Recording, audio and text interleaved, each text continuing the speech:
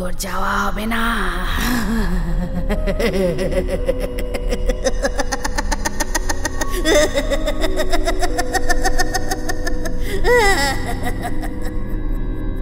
আমার নিজের কানকে যেন কিছুতেই বিশ্বাস করতে পারলুম না। বৌদির সেই মোলায়েম কণ্ঠস্বর আর নেই। সে এক নিমেষে অবদ্ধ হয়ে উঠেছে। আমি বিস্মিত হয়ে দাঁড়িয়ে পড়লুম। এবার মাথা ঘুরিয়ে দেখি সেও উঠে দাঁড়িয়েছে। নারী সুলভ কোনো বৈশিষ্ট্যই তার মধ্যে আর নেই। আমাকে আশ্চর্য দৃষ্টি নিয়ে তাকাতে দেখে সে বললে, যেতে দেবো বলে তো তোর পিছু নিইনি রে। না খেয়ে রয়েছি অনেক দিন।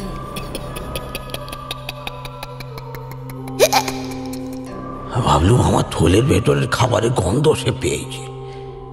তাই করুণাবশত নিজেই আগ বাড়িয়ে বললুম, খাবার চাই তোমার?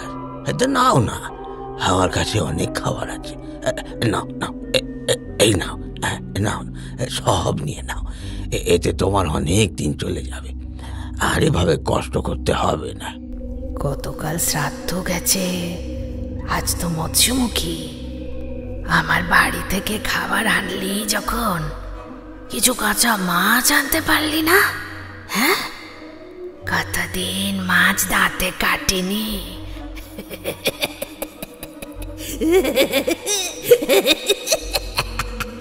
এদিকে আয়, চল আমার সঙ্গে, চল। আমি তখন কাঁপা কাঁপা হাতে গায়ের পৈতেটা হাঁদড়ে চলেছি। 5 বার শেষ চেষ্টা করব গায়ত্রী মন্ত্র জপ করে, এইটাই আমার পরিকল্পনা। কিন্তু সেটা সম্ভব হলো না। ওতে লাভ হবে না। আর কোনো মন্ত্র জপ করে তুই নিজেকে বাঁচাতে পারবি না। তুই অপবিত্র হয়ে গেছিস, বুঝেছিস? অপবিত্র হয়ে গেছিস তুই। তুই কি পান করেছিলি দেখবি না? এ দেখ, এ দেখ।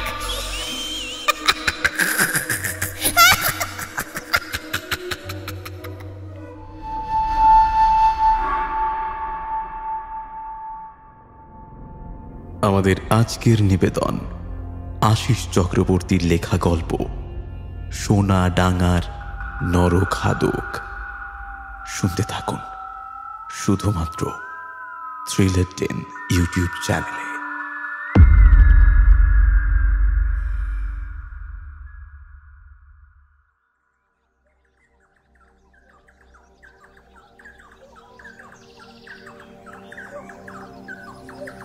কুসুমপুরের জমিদার গিন্নি সৌদামিনী তার বাপের বাড়ি মঙ্গলপুর থেকে কুসুমপুর ফিরছেন পালকি করে। মাথার উপর সূর্য আগুন ঝরাচ্ছে, জলাশয়ের জল তলানিতে ঠেকেছে। চারিদিকে অভাব আর কষ্ট ছাড়া তেমন কিছুরই দেখা পাওয়া যাচ্ছে না। এদিকে জমিদার গিন্নির পালকি মতিগঞ্জে ঢুকে কয়েক মাইল পথ অতিক্রম করে সোনাডাঙ্গার মাঠে প্রবেশ করেছে। এমন সময় জমিদার গিন্নি পালকির ভেতর থেকে কাহারদের উদ্দেশ্যে হঠাৎ চিৎকার করে বলে উঠল, দাঁড়াও, পালকি নামাও। আগে মাপ করবেন মা ঠাকুরুন, ছোট মুখে বড় কথা বলছি। এইখানে হঠাৎ দাঁড়িয়ে পড়লেন যে? আমি নামবো, পালকি নামাতে বলো। কাহারেরা আদেশ মতন পালকি নামিয়ে দূরে সরে দাঁড়ালো। জমিদার গিন্নি তার সন্তানকে নিয়ে পালকির পর্দা সরিয়ে ভেতর থেকে বেরিয়ে এলেন। চারিদিকে বিস্তীর্ণ খাঁ খাঁ মাঠ, আশেপাশে কোথাও কোনো ঘর বাড়ির দেখা নেই। মাঠের একপাশে শুকনো জলাশয়টা মরিচিকার মতন দেখাচ্ছে। মা ঠাকুরন, এইখানে বেশিক্ষণ দাঁড়ানো ঠিক নয়। জায়গাটারও অনেক বদনাম আছে। এখানকার হাওয়া বাতাস নিয়ে নানা লোকে নানা কথা বলে, আর তাছাড়া ডাকাতের ভয়ও আছে। আপনি পালকির ভিতর বসুন গিয়ে মা জননী। থামবে তুমি? ওকে তোমাদের নজরে পড়েনি? সৌদামিনীর কথা শুনে উপস্থিত সকলেই গাছটার দিকে তাকালো। মাঠের উপরে গাছটা একাই দাঁড়িয়ে আছে। গাছে পাতার সামান্যই, বেশিরভাগ অংশই শুকিয়ে কাঠ হয়ে গেছে।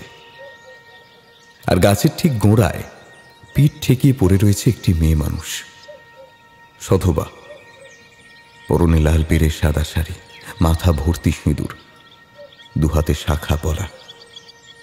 চেহারা মোটেও ভালো নয়, মাথার চুল এলোমেলো। ভগ্ন স্বাস্থ্যের কারণে বয়সের থেকে অধিক বৃদ্ধ দেখাচ্ছে তাকে। তাকে দেখে সকলের মুখে প্রশ্নচিহ্ন দেখা দিল। সৌদামিনী তার দ্বিতীয় লেঠেলের দিকে তাকিয়ে তাকে নির্দেশ দিল, জগৎপতি, পালকির ভেতরে জলের পাত্র আছে, সঙ্গে করে নিয়ে এসো। ওর শরীরের অবস্থা ভালো নয় কো, ও জলকষ্টে আছে বোধহয়। আগে মা জানানি। কথা শেষ করে সৌদামিনী ছেলের হাত ধরে গাছের কাছে এগিয়ে গেল। পিছু পিছু চলল লেঠেল দয়ারাম এবং জগৎপতি। জগৎপতির হাতে জল ভর্তি মাটির কুঁজো। এদিকে গাছের গুঁড়িতে মাথা ঠেকিয়ে জ্ঞান শূন্য হয়ে পড়ে রয়েছে বৃদ্ধা। তার কালো শীর্ণ শরীর স্থির হয়ে রয়েছে, রুক্ষ চুল বাতাসে উড়ছে। ময়লা ছেঁড়া কাপড়ের তলায় ঢাকা রয়েছে শুকনো কাঠের মতো দেহ। চেহারায় কোমল ভাব নেই। পাশে পড়ে রয়েছে একটি কাপড়ের থলে। সৌদামিনী যখন কুঁজো থেকে জল ঢেলে বৃদ্ধার জ্ঞান ফেরানোর চেষ্টা করছে, তখন দয়ারাম কাপড়ের থলেটা নেড়ে চেড়ে দেখতে শুরু করল।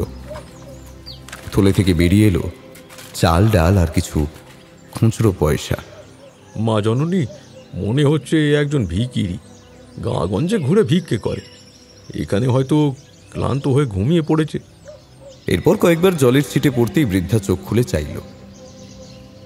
তারপর শুকনো মুখে কয়েকবার ঢোক গিলে জল খাওয়ার ইশারা করল। জগৎপতি কুঁজো উপর করে ধরতেই সে বালির মতো জল শুষে নিল। তারপর চোখ খুলে ফ্যাল ফ্যাল করে চেয়ে চেয়ে দেখতে থাকল সকলের মুখগুলো। এরপর বৃদ্ধা ওর দুর্বল শরীরটা টেনে তোলবার চেষ্টা করল, পারল না। কয়েকবার দীর্ঘশ্বাস ফেলে বলল,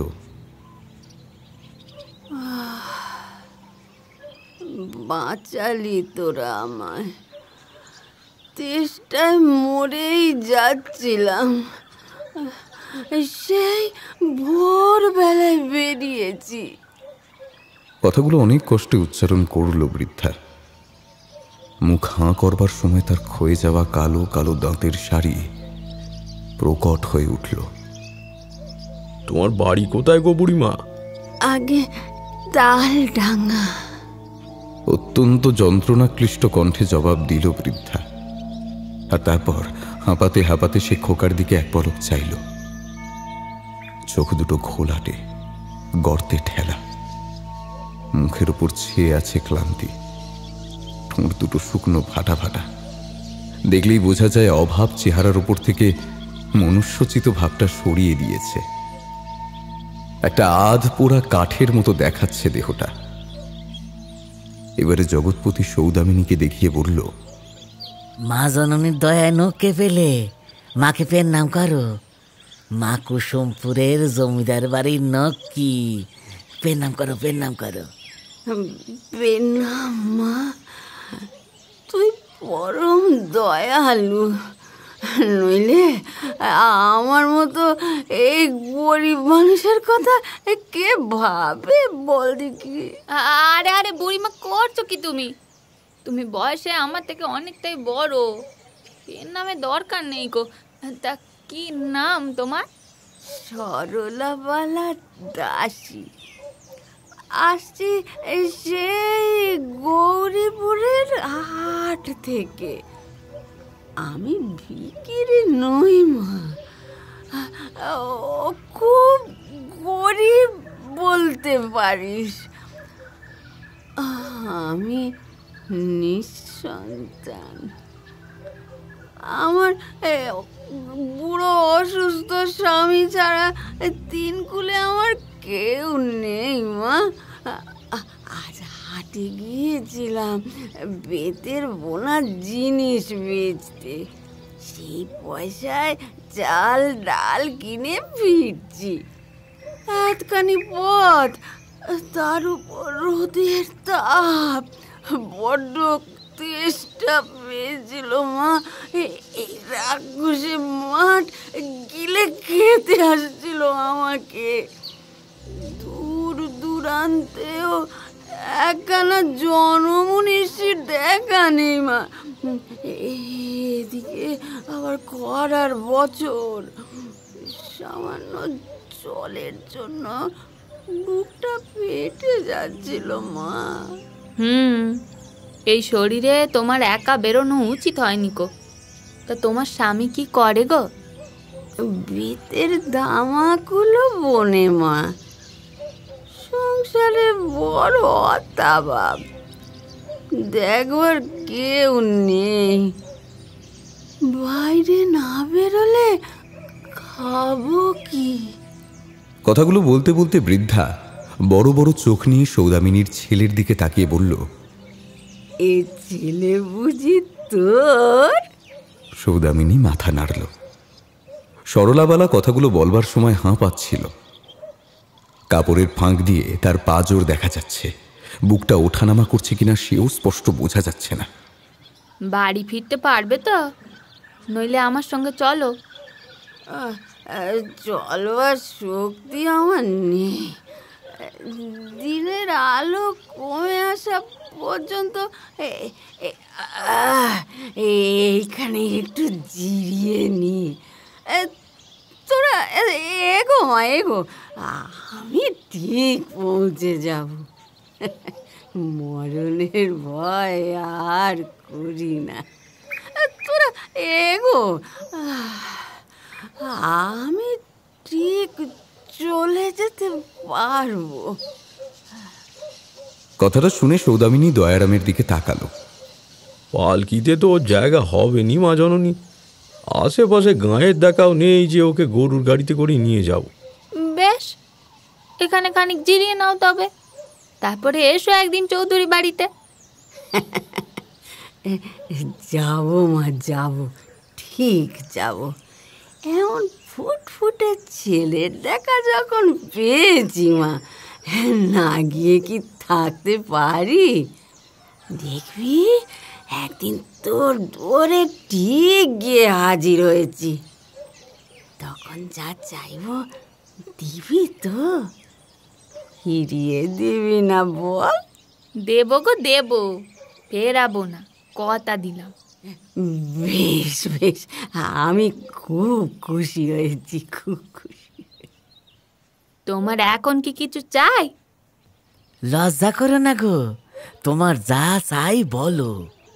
অর্থ, খাদ্য, বস্ত্র কিছু লাগবে তোমার? মা ঠাকুরন আমাদের জমিদার বাড়ির নক্কি।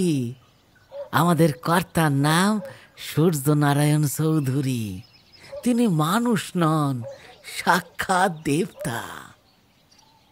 মা কারো দুঃখ কষ্ট দেখতে পারেন না। আমার আর কিচ্ছু চাই না, অনেক পেয়েছি। তোরা এখন যা দেখি, আমার জন্য কিছু ভাবিস না। আমি একদিন ঠিক যাব, ঠিক যাব। যা দরকার ঠিক নিয়ে নেব। এরপর সৌদামিনী কিছু পয়সা বার করে বৃদ্ধার হাতের কাছে রেখে দিল। বৃদ্ধা সেদিকে ঘুরেও তাকালো না। সেই সঙ্গে জলের কুঁজোটা ওর কাছে নামিয়ে রাখার আদেশ দিল সৌদামিনী। তারপর ছেলের হাত ধরে পালকিতে গিয়ে উঠল। পালকি চলতে শুরু করলে সৌদামিনী লক্ষ্য করল বৃদ্ধা ঘোলাটে চোখ নিয়ে চেয়ে আছে ওদের দিকে, আর ক্ষয়ে আসা দাঁত প্রসারিত করে হাসছে।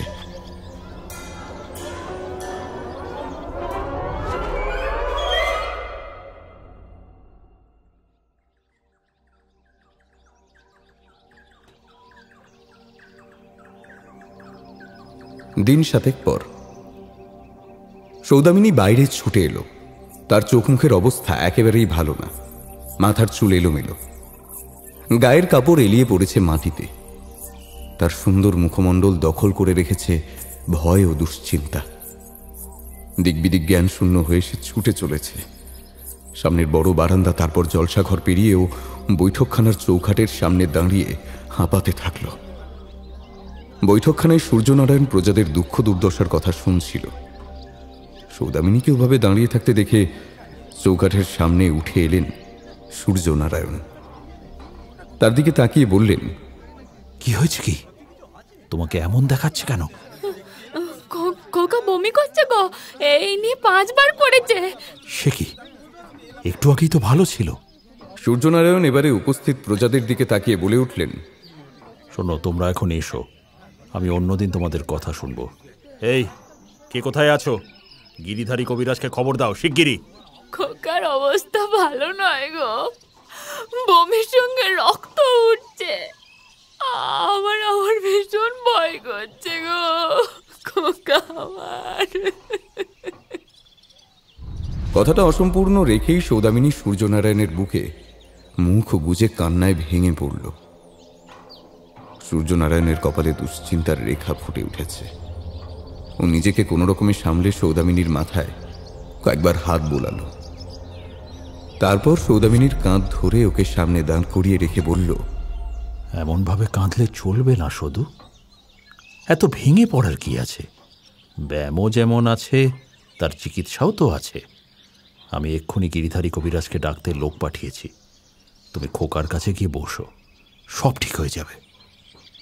উমাপদ, উমাপদ, আগে কথা কিছু বলছেন? গাড়ি জুড়ো, এক্ষুনি গিরিধারী কবিরাজের বাড়ি যেতে হবে।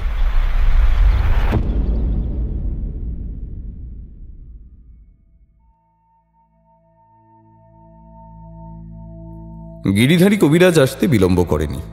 সূর্যনারায়ণ নিজে গিয়ে তাকে সঙ্গে করে নিয়ে এসেছে। কবিরাজ মশাই আসার পর থেকে একের পর এক জড়িবুটি প্রয়োগ করে নিজের বিদ্যে খরচ করে চললেন, কিন্তু খোকার কোনরূপ উন্নতি নেই। রক্তবমিটা থামলেও সে অচৈতন্য অবস্থায় পড়ে রয়েছে। নারীর গতি শ্লথ হচ্ছে ক্রমশ। শরীরের তাপমাত্রাও কমে এসেছে।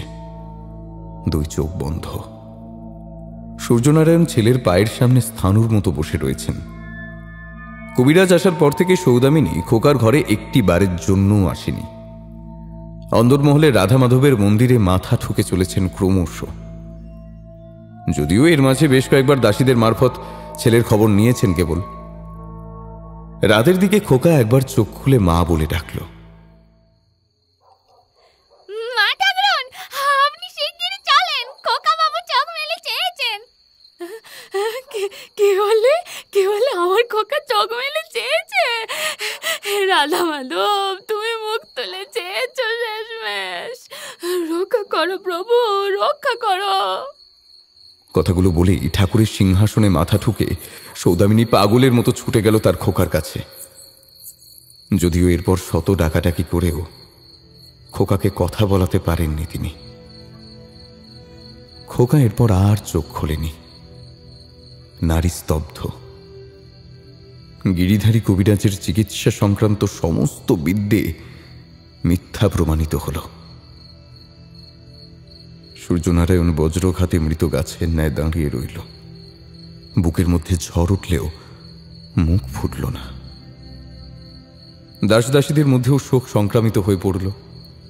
সৌদামিনী উন্মাদিনীর মতন মাথা বুক আছড়িয়ে কাঁদল। তারপর মৃত ছেলেকে কোলে তুলে নিয়ে বিলাপ করতে বসল। খোকা, খোকা,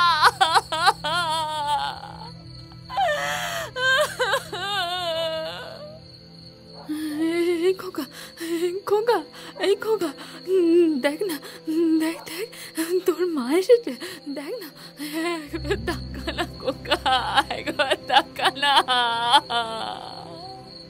রাক্ষসী খেয়ে নিল আমার ছেলেকে।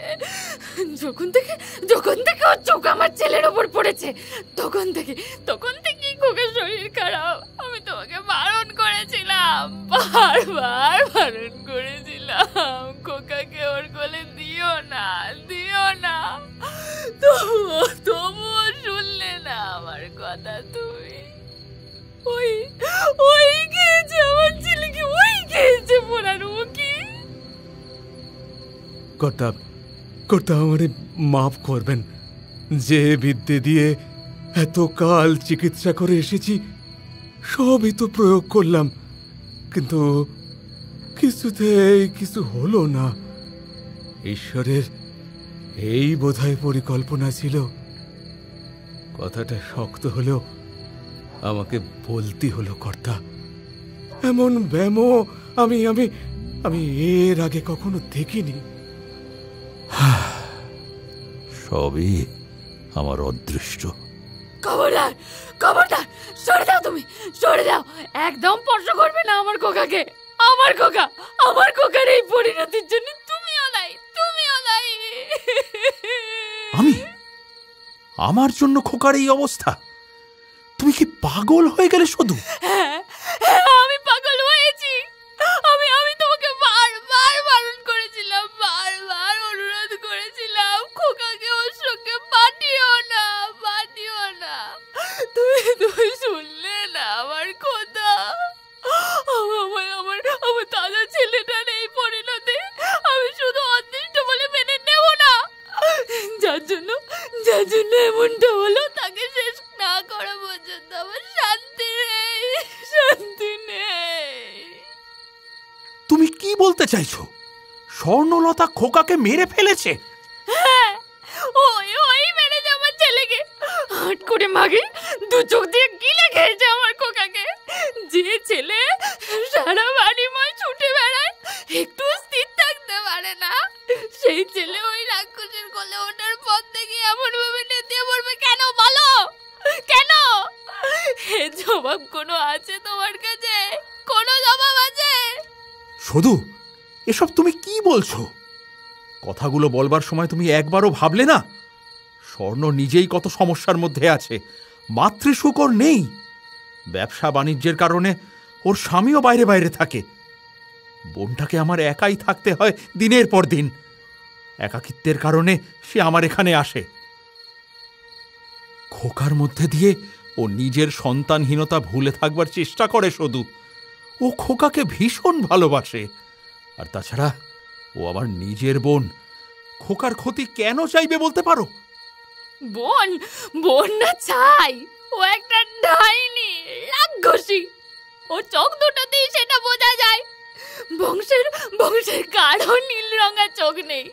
একমাত্র তারই অমন চোখ হতে যাবে কেন? বিয়ের এত কটা বছর পরেও পেটে সন্তান এলো না হারামজাদির। আসবে কি করে? সন্তানের মর্ম সে কি বোঝে? ওর সন্তান গিলে খাওয়াই যার কাজ, তার পেটে সন্তান দেবেন কেন ভগবান? ডাইনি মাগে, মর বোতলে পোকা লেগে মর রাক্ষসী। দেখো শুধু, খোকা আমারও সন্তান, শোক তোমার একার নয়। তা বলে মুখে যা আসবে তাই বলবে?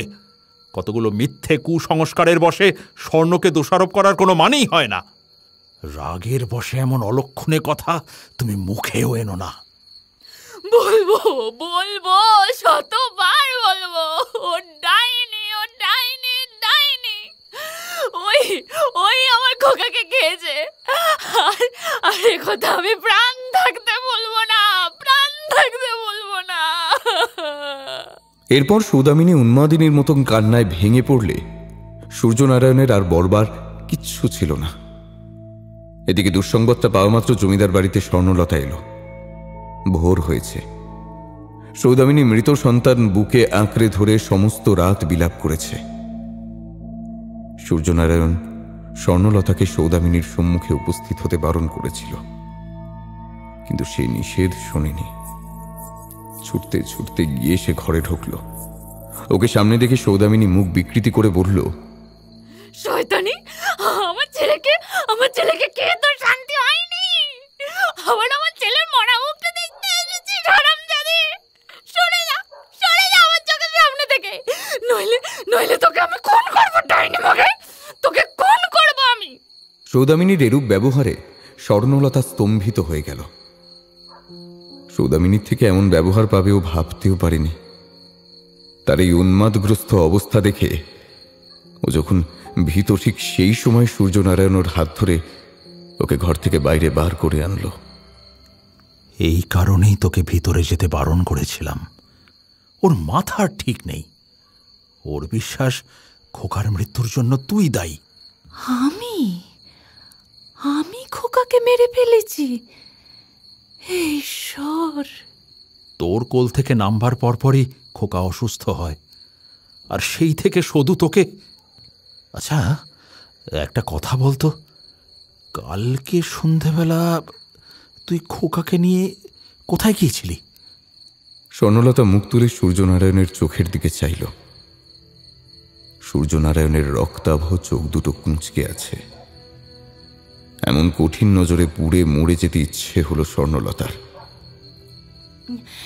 দাদা, দাদা, তুইও কি আমাকে সন্দেহ করছিস? আমি গতকাল সন্ধেবেলা খোকাকে নিয়ে ভৈরবী মায়ের মন্দিরে গিয়েছিলাম। ওর মঙ্গল কামনাই আমার অভিপ্রায় ছিল দাদা। সঙ্গে সঙ্গে লেটেল রঘু আর পালকির বাহকেরাও তো ছিল। সন্দেহ দূর না হলে ওদেরকে জিজ্ঞাসা করতে পারিস। এর বেশি আমার আর কিচ্ছু বলবার নেই। আমার মরণ হয় না কেন ঈশ্বর? আমাকে তুমি নিয়ে নাও, আমাকে তুমি নিয়ে নাও। কথা শেষ করে সে সদর দরজাটা দিয়ে ছুটে বাইরে বেরিয়ে গেল। সূর্যনারায়ণ ওকে ডাকবার সাহস পায়নি।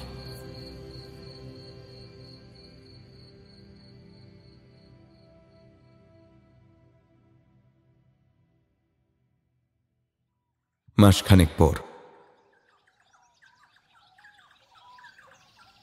কবরেজ মশাই, কবরেজ মশাই, কবরেজ মশাই, কবরেজ মশাই, বাঁচান আমার ছেলেটাকে, বাঁচান কবরেজ মশাই। কাল থেকে রক্ত বমি করছে, আপনি না গেলেও বাঁচবে না কবরেজ মশাই। দয়া করে আপনি কিছু করুন কবরেজ মশাই। শক্ত হ, শক্ত হ সনাতন, ঈশ্বরকে ডাক। এ ব্যামোর চিকিৎসা আমার জানা নাই। এমন কথা বলবেন না কবরেজ মশাই। কবরেজ মশাই, এখন আপনি আমাদের শেষ ভরসা। আপনি মুখ ফিরিয়ে নিলে আমরা যে অনাথ হয়ে যাব। জমিদারের ছেলেটা তো এতেই গেল। আমি কিচ্ছু করতে পারিনি। আমি নিরুপায়, নিরুপায়। আমি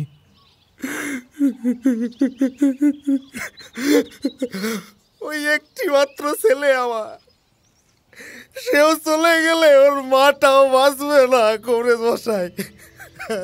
একবারটি চলেন, ছেলে রক্ত বমি থামছে না, একবারটি চলেন। এমন অনুরোধ আর করিস না, আর করিস না। এই বুড়ো চোখে আর কত কত কষি কষি ছেলের রক্ত মাখা মুখ দেখবো বলতে পারিস? এই কষ্ট আর দেখতে পাচ্ছি না। তুই আমাকে অনুরোধ করিস না সনাতন। ও ছেলেকে ফিরিয়ে আনার বিদ্যে আমার জানা নেই রে। তুই মনে প্রাণে ঈশ্বরকে ডাক, ডাক। পারলে একমাত্র তিনিই পারেন তোর ছেলের প্রাণ ফিরিয়ে দিতে। কথাগুলো শেষ করে গিরিধারী কবিরাজ উঠোন পেরিয়ে ঘরে ঢুকল। সনাতন পেছন থেকে কাঁদো কাঁদো মুখ নিয়ে কয়েকবার ডাকল, কিন্তু সেই ডাকে গিরিধারী কবিরাজ শুনেও শুনলেন না। এরপর সনাতন কার্যত অসহায় হয়ে ধৈর্যচ্যুতভাবে টলতে টলতে এগিয়ে গেল নিজের ঘরের দিকে। ঘরে সনাতনের বউ অসুস্থ ছেলে কোলে নিয়ে বসে আছে। ওর কাপড়ে রক্তের দাগ, ছেলের হুঁশ নেই। সনাতনকে ছুটে ঘরে আসতে দেখে ওর বউ একবার নড়ে চড়ে বসল।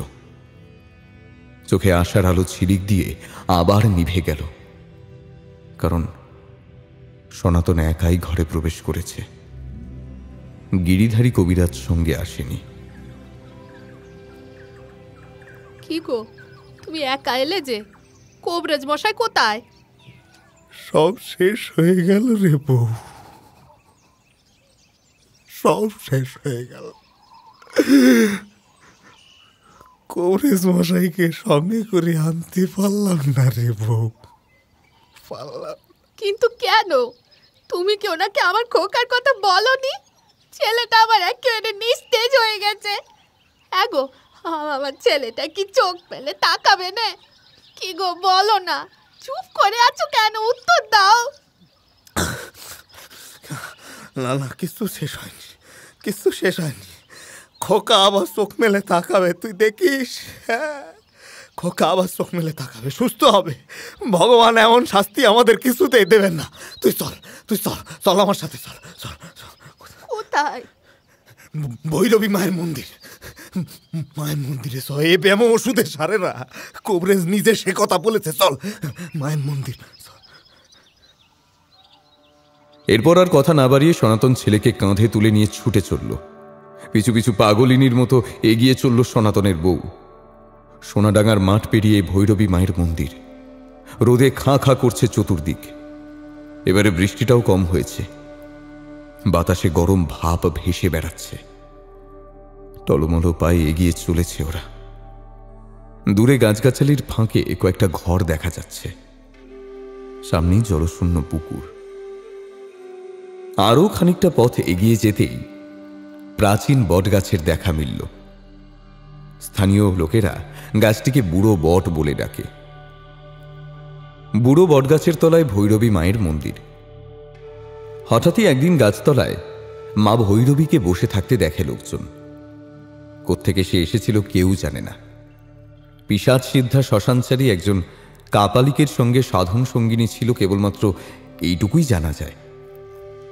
এরপর স্থানীয় লোকজন মায়ের অলৌকিক শক্তির সামান্য পরিচয় পেয়ে ভক্তি শ্রদ্ধা করতে থাকে। তারই ফলস্বরূপ এই ভৈরবী মায়ের মন্দিরের উৎপত্তি। সনাতন ছেলেকে বুকে জড়িয়ে মন্দিরে প্রবেশ করল।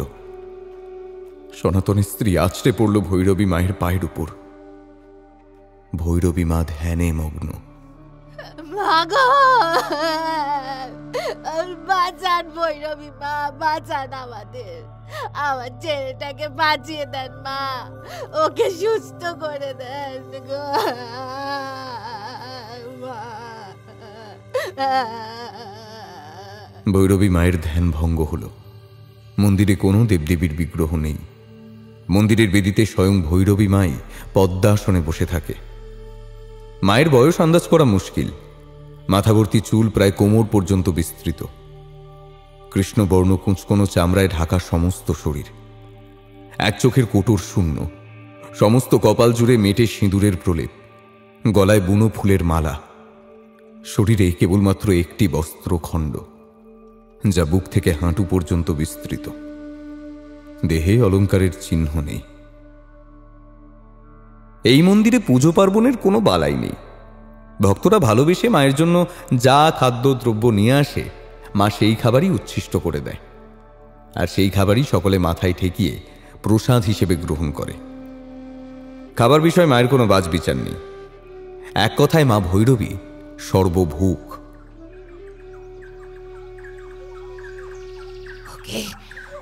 ওকে এখানে কেন এনেছিস মা?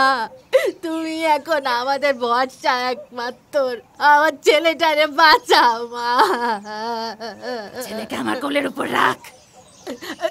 এই যে এই মা, নাও নাও, এই নাও। কি করেছিস মূর্খ? অসুস্থ ছেলেটাকে রোদে পুড়িয়ে এনেছিস। ওর শরীর তো সম্পূর্ণ হেজে গেছে। কই মা, দেখি কি হয়েছে, দেখি কি হয়েছে ওর।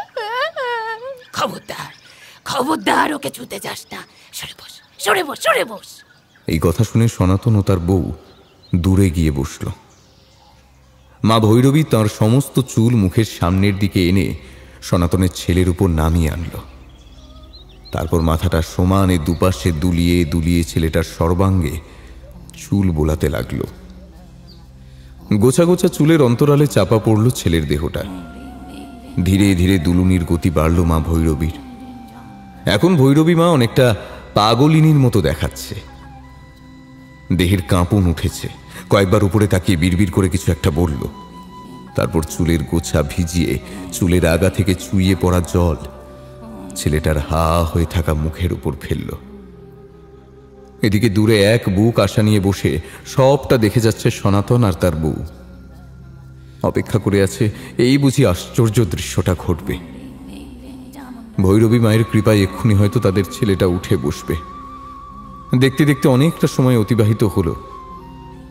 মা ভৈরবী এরপর বিশেষ ভঙ্গিমায় বাম পায়ের বুড়ো আঙুল ছেলেটির কপালে স্পর্শ করিয়ে চমকে উঠল। তারপর এক চক্ষু বিস্ফারিত করে বলল, নিয়ে যা, নিয়ে যা, নিয়ে যা, নিয়ে যা, তোদের ছেলেকে নিয়ে যা, নিয়ে যা।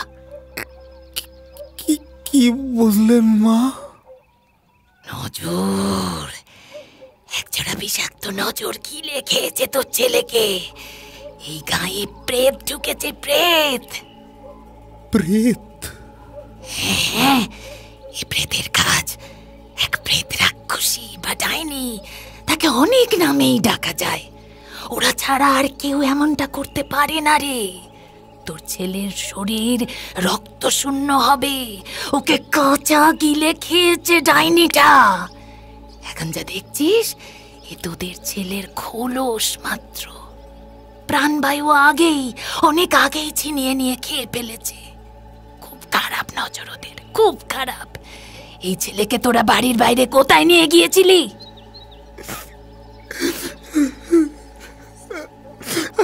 আমরা ওকে কোথাও তো নিয়ে যাইনি মা।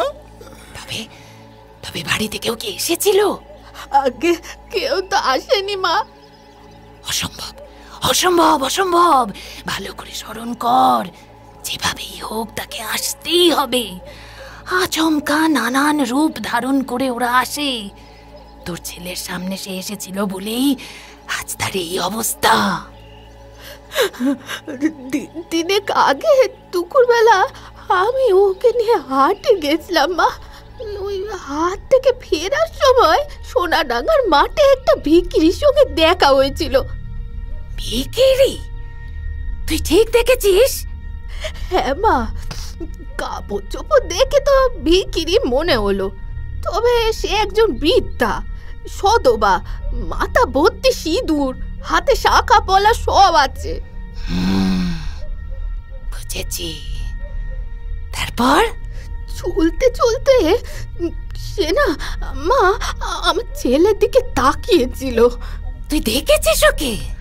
আগে খুব ভালো করে তো দেখিনি মা, ওই ওই এক পলক চেয়েছিলাম, আর 5টা বিক্রি যেমন হয় তেমনি। তবে তবে ওই সেই প্রেত রাক্ষসী বিক্রির বেশে এসেছিল সে, আর তখনই রাক্ষসীটা চোখ দিয়েছে তোর ছেলের উপর। খুব কঠোর নজর দিয়েছে, খুব। প্রেতের লালসার দৃষ্টি সে ভয়ানক। ওরা জ্যান্ত গাছকে একেবারে দৃষ্টি দিয়ে শুকিয়ে দিতে পারে রে। কচি ছেলে মেয়ে দেখলে ওরা প্রথমে খারাপ নজর দেয়, তারপর তাদের সব রক্ত শুষে খায়। কেউ কিচ্ছুটি টের পাবে না। পুষ্ট বাচ্চার রক্ত পান করে ওদের প্রেতায়ু বৃদ্ধি পায়। ওদের খাদ্য গ্রহণেরও নানা রকম বিধি আছে। পূর্ণবয়স্ক পুরুষ মানুষ পেলে হাড় মাংস সব ছিবড়ে করে খায়। তবে তবে সব থেকে ওদের বেশি পছন্দ কি জানিস? গর্ভবতী মেয়ের শরীর। ও ঠিক হয়ে যাবে তো মা? এই সংসারে ওকে সুস্থ করবার শক্তি কারো কাছে নেই, কারো কাছে নেই। তোরা ওকে নিয়ে যা, নিয়ে যা, নিয়ে যা, নিয়ে যা। নিয়ে যাব? কিন্তু আমার ছেলের কি হবে মা? শক্ত হ, ও দেহে প্রাণ আর বেশিক্ষণ থাকবে না। কথাটা বজ্রপাতের থেকেও কঠোরভাবে আছড়ে পড়ল সনাতন ও তার বউয়ের উপরে। এরপর সনাতন তার মৃতপ্রায় ছেলেকে নিয়ে বাড়ি ফিরে গেল। বেশ কিছুক্ষণ পর ভৈরবী মায়ের কথা সত্যি প্রমাণিত হল।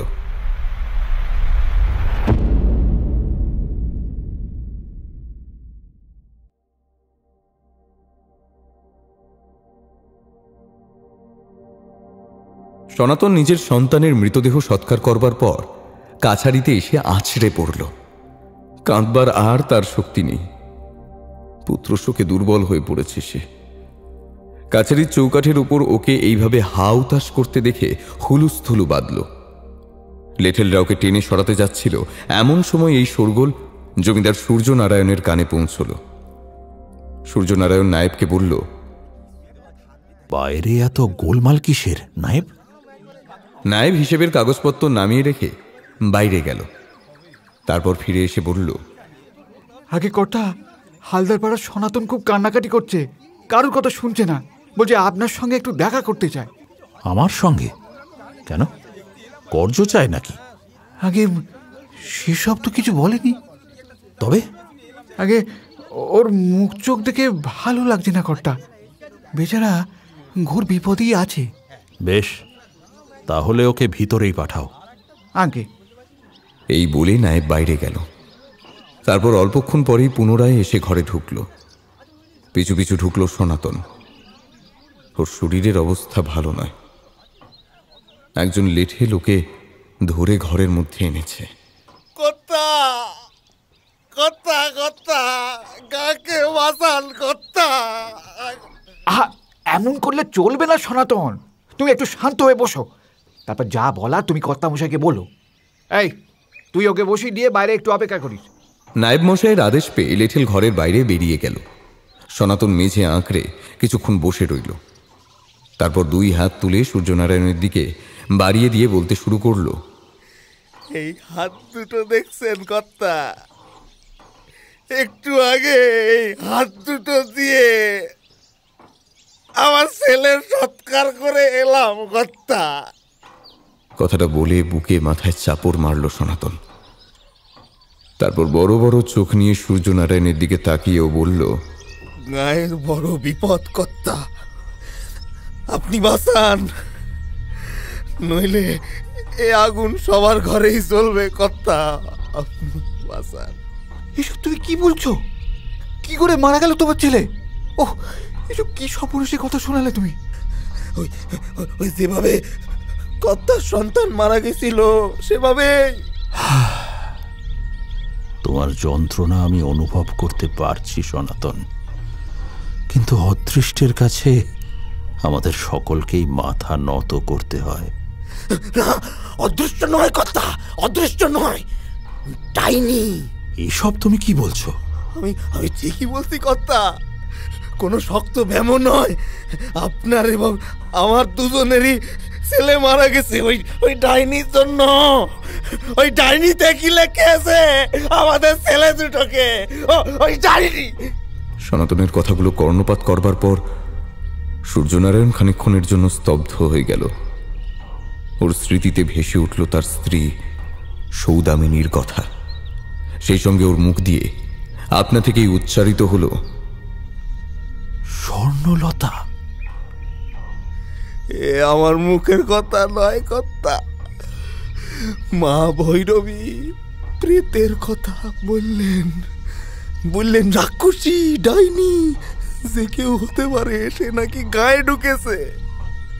এবার ছেলে পুলেদের খেয়ে গা খালি করে তবে যাবে শয়তানটা। আপনি কিছু করুন কর্তা, কর্তা, নইলে গা উজাড় হয়ে যাবে কর্তা, আপনি কিছু করুন। সনাতনের কথা শেষ হবার পরপরই সূর্যনারায়ণের মুখটা হঠাৎই গম্ভীর হয়ে এলো। চোখ জোড়া থেকে যেন আগুন ঝরছে। জমিদার মশাইয়ের অভিব্যক্তির আচমকা বদল হতে দেখে ভয়ানক কিছুর আশঙ্কা করল নায়েব। সে ইশারা করে সনাতনকে কিছু একটা বলবার চেষ্টা করেও ব্যর্থ হল। ওদিকে সনাতন শোক বিহ্বল অবস্থায় নিচে বসে রয়েছে।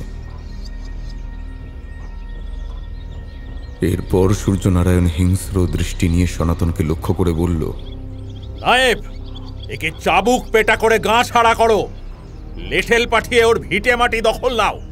ওর কোনো চিহ্ন যেন এ গায়ে না থাকে। ও জানে না ও কি বলছে। আমি মিথ্যে কথা বলছি না কর্তা, সত্যি গায়ে ডাইনি ঢুকেছে, কথা মা ভৈরবী নিজে বলেছেন কর্তা। নইলে কচি কচি ছেলে দুটো এমন আচমকা মরবে কেন বলুন না? কি এমন শক্ত ব্যামো যার চিকিৎসা কবরেজ মশাইয়ের কাছে নাই? সূর্যনারায়ণ এবারে ক্রোধের বশে সনাতনকে পদাঘাত করে দূরে সরিয়ে দিয়ে বলে উঠল, বেটা চাষা, মূর্খ, এত বড় স্পর্ধা! বলে কিনা গায়ে ডাইনি ঢুকেছে। স্বর্ণলতা ডাইনি? এত বড় সাহস তোর! তোকে আমি আজ গুলি করে শেষ করব। কোথায় কোথায় আমার মুঙ্গেরি গাদা বন্দুকটা কোথায়? নায়েব, শিগগির বন্দুক নিয়ে এসো। ওকে আমি গুলি করে নদীতে ভাসিয়ে দেব।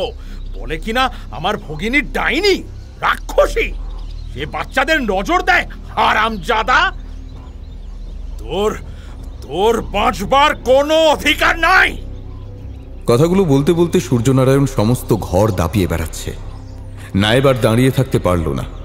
খাতাপত্তর সব সরিয়ে রেখে জমিদার মশাইকে শান্ত করবার চেষ্টা করল।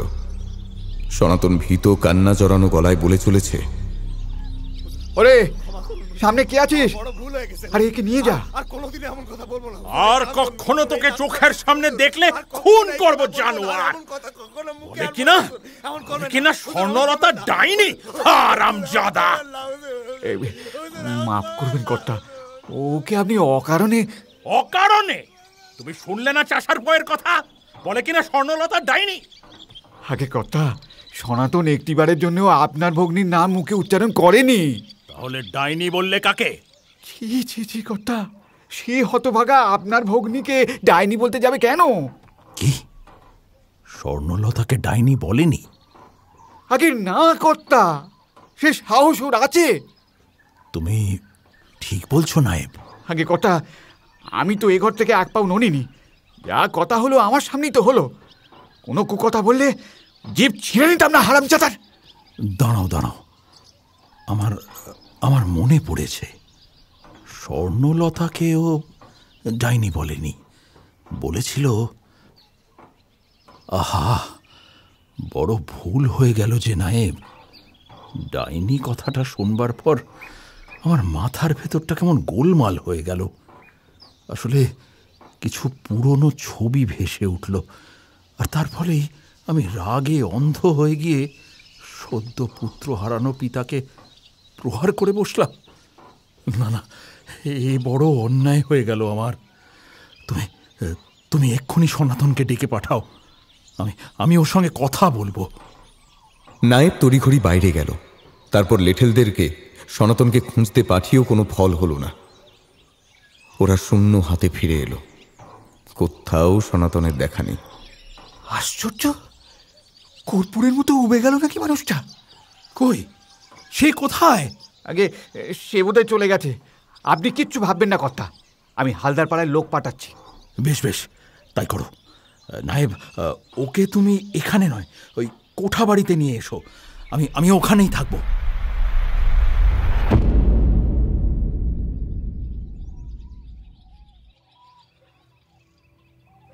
নদীর ধারে বসে অনেক ভাবলাম কর্তা,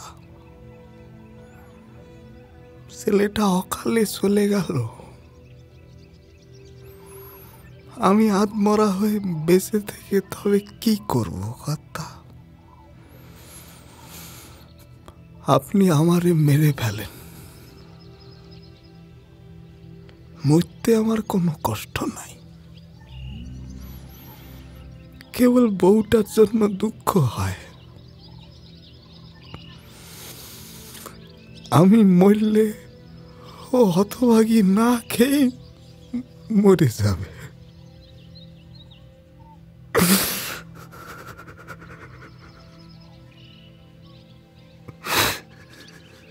মারবার জন্য আমি তোমাকে এখানে ডাকিনি সনাতন, বরং কাছাড়িতে আমার কৃতকর্মের জন্য আমি অপরাধ বোধে ভুগছি। আমায় তুমি ক্ষমা করো সনাতন, আমার বড় ভুল হয়ে গেছে। হঠাৎ সূর্যনারায়ণের ব্যবহারের আশ্চর্য পরিবর্তন লক্ষ্য করে সনাতন অবাক হয়ে মাথা তুলে তাকালো। এরপর সূর্যনারায়ণ অন্দরমহলের দিকে তাকিয়ে বলল, অভিরাম। চাকর অভিরাম চৌকাঠের সামনে এসে দাঁড়ালে সূর্যনারায়ণ বলল, ভেতর থেকে তোর গিন্নিমাকে একবার ডেকে দে তো, গিয়ে বল আমি ডাকছি। অভিরাম মাথা নাড়িয়ে চলে গেল। অল্পক্ষণ পর সৌদামিনী পর্দার আড়ালে এসে দাঁড়ালো। সূর্যনারায়ণ সেটা লক্ষ্য করে বলল, সনাতন, কাছাড়িতে আমি তোমার কথা ঠিকমতো শুনিনি। এখন তোমার যা বলবার তুমি নির্ভয় বলো। সনাতন হাত কপালে ঠেকিয়ে সৌদামিনীকে প্রণাম করল। তারপর বলল, আমার কথা নয় কর্তা, ওই মা ভৈরবীর কথা।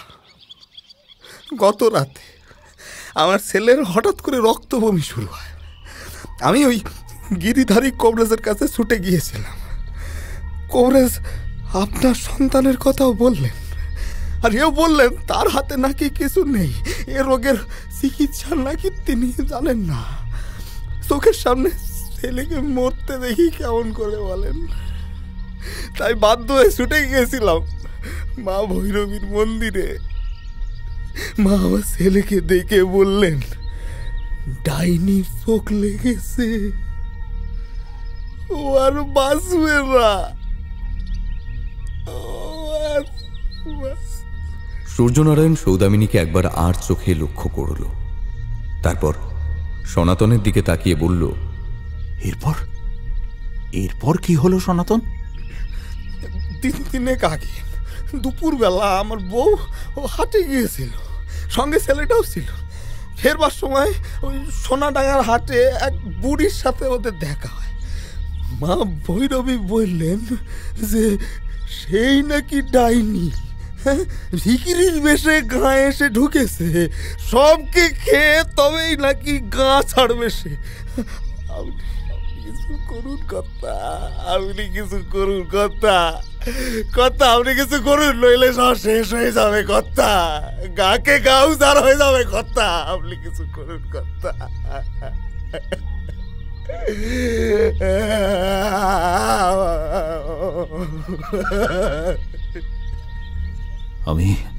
আমি কথা দিচ্ছি সনাতন, গায়ে আর একটিও মানুষ মরবে না।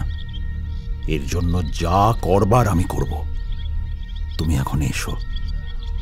নায়েব, একে নিয়ে যাও। নায়েব সনাতনকে সঙ্গে নিয়ে বেরিয়ে গেল। সূর্যনারায়ণ এরপর সৌদামিনীর কাছে এগিয়ে গেল, তারপর জিজ্ঞাসু দৃষ্টি নিয়ে ওর দিকে তাকালো।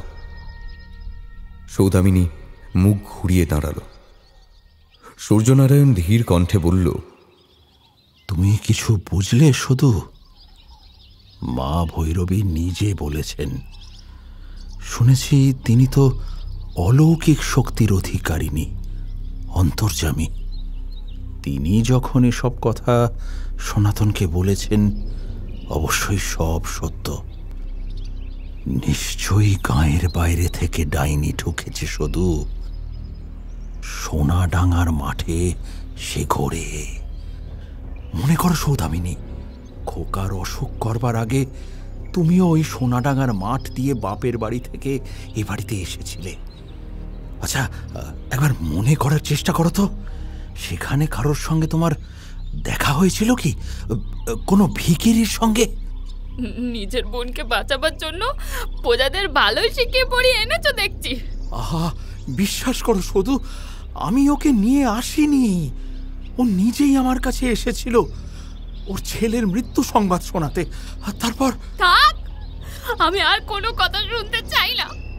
শোনো, তুমি শত চেষ্টা করেও আমার মন গলাতে পারবে না। আমার দৃঢ় বিশ্বাস স্বর্ণলতাই ডাইনি, ওই রাক্ষসেই আমার খোকাকে খেয়েছে। তুমি ভুল করছো শুধু, তুমি ভুল করছো। ডাইনি স্বর্ণলতা নয়, ওই ভিখিরি বৃদ্ধাই আসল প্রেত। নিজের বোনকে বাঁচাতে আর কত মিথ্যে কথা বলবে তুমি? ছি, একজন দরিদ্র অসহায় মানুষকে এমন অপবাদ দিতে তোমার বিবেকে বাঁধলো না? সেই হতভাগ্য বৃদ্ধাকে আমি চিনি। তার স্বামী, সংসার সব আছে, নিঃসন্তান বৃদ্ধ দম্পতি কেটে কুটে করে খায়। বাপের বাড়ি থেকে ফেরবার পথে ওর সাথে আমার দেখা হয়েছিল, জল কষ্টে মরতে বসেছিল। আমি ওকে তেষ্টা থেকে বাঁচিয়েছিলাম। সে ডাইনি হলে অমন ভাবে পথে পড়ে থাকবে কেন? আহা, তুমি কেন বুঝছো না শুধু? ওরা নানান ছলনা করে মানুষের মনে ভ্রমের সৃষ্টি করে। চলো না তো তুমিও কম করছো না আমার সঙ্গে। অর্থাৎ তার মানে তুমি বলতে চাইছো মা ভৈরবীও ভুল? নিজের বোনকে মা ভৈরবীর কাছে নিয়ে গেলেই তো পারো, তখনই বুঝবে কে ঠিক আর কে ভুল। কথাগুলো শেষ করে সৌদামিনী দ্রুত পায়ে অন্দরমহলে চলে গেল। সূর্যনারায়ণ কাঠের পুতুলের মতো দাঁড়িয়ে রইলেন কিছুক্ষণ। পুত্রবিয়োগের পর সৌদামিনীর আচরণ কঠিনতর হয়ে উঠছে। তাছাড়া স্বর্ণলতাকে কেন্দ্র করে ওর মনে যে বদ্ধমূল ধারণা রয়েছে, সেইটিই হলো সমস্ত অশান্তির কারণ। সেদিনের পর থেকে স্বর্ণলতা এ বাড়িতে আর আসেনি। চরম অপমান বোধে সে নিজেকে আত্মগোপন করে রেখেছে। সূর্যনারায়ণ লোক মারফত অনেকবার তার খোঁজ নেওয়ার চেষ্টা করেছিল, কিন্তু পারেনি, কারণ ক্ষোভে অপমানে স্বর্ণলতা ওর গৃহে দাস দাসীদেরও প্রবেশ নিষিদ্ধ করে রেখেছে। এক কথায় স্বেচ্ছায় গৃহবন্দী হয়েছে স্বর্ণলতা। এদিকে সনাতনকে অবলম্বন করে সূর্যনারায়ণ সৌদামিনীর যে ভ্রান্ত বিশ্বাস ভেঙে ফেলবার প্রয়াস করেছিল তাও বিফলে গেল। সূর্যনারায়ণ তার ক্রোধ সংবরণ করে ঘন ঘন নিঃশ্বাস ফেলল, তারপর ছুটে বাইরে বেরিয়ে এলো। উমাপদ, উমাপদ, কোথায় গেলে সব? আগে কথা কিছু বলছেন? এক্ষুনি জুড়ি গাড়ি তৈরি করো, আমি বেরোবো। আগে কথা। সূর্যনারায়ণ পোশাক বদল করে এসে দেখল উমাপদ জুড়ি গাড়ি নিয়ে প্রস্তুত রয়েছে। এরপর গাড়িতে উঠেই সূর্যনারায়ণ বলল, মা ভৈরবীর মন্দিরে নিয়ে চলো উমাপদ, আজ শয়তানটার খেলা আমি শেষ করব। মা ভৈরবীর মন্দির? সে তো সোনাডাঙ্গার মাঠ পেরিয়ে যেতে হয়, কিন্তু কিন্তু কটা ওদিকে তো। হ্যাঁ, ওদিকে কি? কি ওদিকে? চুপ করে রইলি কেন, বল। আগে কিছু না কর্তা, চলুন। এরপর উমাপদ ঘোড়ার পিঠে চাবুক কষে দিয়ে গাড়ি গড়িয়ে দিল। ক্রমে গ্রামের পথ ছাড়িয়ে গোটা গাড়ি টেনে নিয়ে চলল সোনাডাঙ্গা মাঠের দিকে। ডাইনিটাকে শেষ না করা পর্যন্ত শান্তি নেই। শয়তানটার জন্যই আমার সব গেল। আমার খোকাকে খেলো, স্বর্ণলতাকেও বাড়ি ছাড়া করলো, সৌদামিনীও আমাকে ভুল বুঝলো। এমন সর্বনাশ আমি কিছুতেই হতে দেব না। মা ভৈরবীর পরামর্শ নিয়ে ওকে গাঁ ছাড়া করে তবে ক্ষান্ত হব। এর জন্য আমাকে যা করতে হয় তাই করব। কিছু কি বলছেন কর্তা? তুই এদিকে কান দিস না, তুই গাড়ি ছোটা। সূর্য ডোবার আগে আমাকে বাড়ি ফিরতে হবে, অনেক কাজ বাকি। বেলা বেড়েছে, বাতাস রৌদ্রের তাপ বয়ে বেড়াচ্ছে। জলশূন্য পুকুর, শুকনো গাছের সারি আর বাঁজা ক্ষেত ছাড়া কিছুই নজরে পড়ছে না। পথে পশু পাখি কিচ্ছু নেই, চতুর্দিকে যেন অমঙ্গলের ছবি। সোনাডাঙ্গার মাঠে প্রবেশ করে বুকের ভেতরটা হু হু করে উঠল সূর্যনারায়ণের। তীব্র হতাশা যেন গ্রাস করে ফেলল ওকে। যত দূর চোখ যায় রুক্ষ মাটি ছাড়া কিচ্ছু নেই, এক ফালি দুর্বা ঘাসও বেঁচে নেই। কঠিন মাটির উপরে ঘোড়ার খুরের শব্দ উঠছে। উমাপদ ঘোড়ার পিঠে চাবুক কষে বলল, বলছিলাম কর্তা, হঠাৎ মা ভৈরবীর কাছে যাওয়ার ইচ্ছে প্রকাশ করলেন যে? সে কৈফিয়ত কি তোকে দিতে হবে? মার্জনা করবেন কর্তা, আসলে আমি ভাবছি অন্য কথা। কি কথা? আগে অভয় দিলে বলতে পারি। বল, তোর কোনো ভয় নেই। আগে যাত্রার শুরুতেই কথাটা বলবো ভাবছিলাম, তা আপনার ভাবগতিক আমার সুবিধের লাগলো না দেখে চুপ করে গেলাম। আগে কথা হচ্ছে, সোনাডাঙ্গার মাঠ আর আগের মতো নেই কর্তা। এই কথার মানে কি? এককালে এই মাঠ দিয়ে কত যাতায়াত করেছি কর্তা, রাত দিন কোনো তফাৎ ছিল না। কিন্তু কিন্তু এখন এদিকে আসলে বুকটা কেমন ধুকপুক করে কর্তা। কেন? বামুন পাড়ার ভট্টাচ খুঁড়ো সেদিন বলছিল এ মাঠে নাকি কারা সব ঘুরে বেড়ায়। হ্যাঁ। কারা ঘুরে বেড়ায়? ওই যাদের নাম করতে নেই, নাম করলে নাকি পিছু নেয় কর্তা। ভূত? হ্যাঁ কর্তা, তেমনই তো খুঁড়ো বলছিল। সে কথা তুই বিশ্বাস করিস? আগে ভট্টাচ খুঁড়ো বামুন মানুষ, বয়সেও ঢের। দেশকাল তো তিনি কম দেখেননি, গাঁয়ের 5 জন তাকে মান্য করে। তা আমি বা বাদ যাই কেমন করে কর্তা? বেশ, বুঝলাম। তা কি বলছিল তোর ভট্টাচ খুঁড়ো? তাহলে তাহলে সবটাই বলি কর্তা। হ্যাঁ হ্যাঁ বল, পথ তো এখনো অনেকটাই, বলা তো যায় না। তোর কথার মধ্যে থেকে আশ্চর্য কোনো বুদ্ধি বেরিয়ে এলে আমার কাজে আসতে পারে। একটু মন দিয়ে শুনবেন কর্তা। এই ঘটনাটা এমনই যে আমি সবটা অক্ষরে অক্ষরে মনে রেখেছি। এই তো কিছুদিন আগের কথা। বাড়ি ফিরতে বেশ রাতই হয়েছিল। ঘোষেদের পুকুর পাড়ের পথ ধরে ফিরছিলাম, দেখি চণ্ডী মণ্ডপের পৈঠার উপরে বসে ভট্টাচ খুঁড়ো তামুক খাচ্ছে। তা আমাকে আসতে দেখি ইশারা করে ডাকলো। ইরে ও মানা কি তা চললি কোথায়? আগে খুড়ো, এত রাতে আর কোথায় যাব, বাড়ি যাচ্ছি গো। আচ্ছা বেশ, আয় দেখি এদিকে, বস বস এখানে বস। তা খুড়ো, তা কেমন আছো বলো? যা গরম পড়েছে এবারে, চারিদিক একেবারে শুকিয়ে গেছে। দুপুরবেলা কোনো জনমানুষই পথে ঘাটে থাকতে পারছে না গো। তার উপর সোনাডাঙ্গার মাঠ পেরোতে গেলে একেবারে প্রাণবায়ু বেরিয়ে আসে। হ্যাঁ, আমি এখন ভালো আছি, তবে সোনাডাঙ্গার মাঠের কথা বললি যখন, তখন তোকে একটা কথা বলি। তো গাড়ি ঘোড়া নিয়ে ছোটা কারবার, তা সোনাডাঙ্গার মাঠের দিকে একটু সমঝে চলিস, বুঝছিস? কেন গো খুড়ো? দুপুরের দিকে এই মাঠে তাদের যাতায়াত আছে যে। ও খুড়ো, তুমি যে কী সব বলো না। কই, এই তো দুদিন আগেই তো আমি সেই দিক থেকে ফিরলাম, তেমন কিছুই তো লক্ষ্য করলাম না। এ কথা শুনে প্রথমটা আমি ভয় পাইনি কর্তা, কিন্তু এর পরে খুড়ো যে কথা শোনালো, তাতে বুকের খাঁচা আমার আলগা হয়ে গেল কর্তা। বড্ড বাড়তি কথা বলছিস তুই উমাপদ। ভট্টাচার্য মশাই কি বললেন সেটা বল না। আগে বলছি কর্তা, বলছি, সে কথাই বলছি। তা আমার কয়েকটা প্রশ্নের জবাবে খুড়ো হাতের তামুক নামিয়ে রেখে বলল, শোন উমা, গত বৃহস্পতিবার আমি গেছিলুম তালডাঙ্গা আমার এক যজমানের বাড়িতে। তার নাম লক্ষ্মীচরণ, বৃদ্ধ মানুষ, নিঃসন্তান, তার উপরে আবার আর্থিক অবস্থা ভালো নয় গো। বেতে ঝুড়ি ধামা বেঁধে কোনো মতে দিন চলে। এর মধ্যে ওর বউটা আচমকা মরেছে।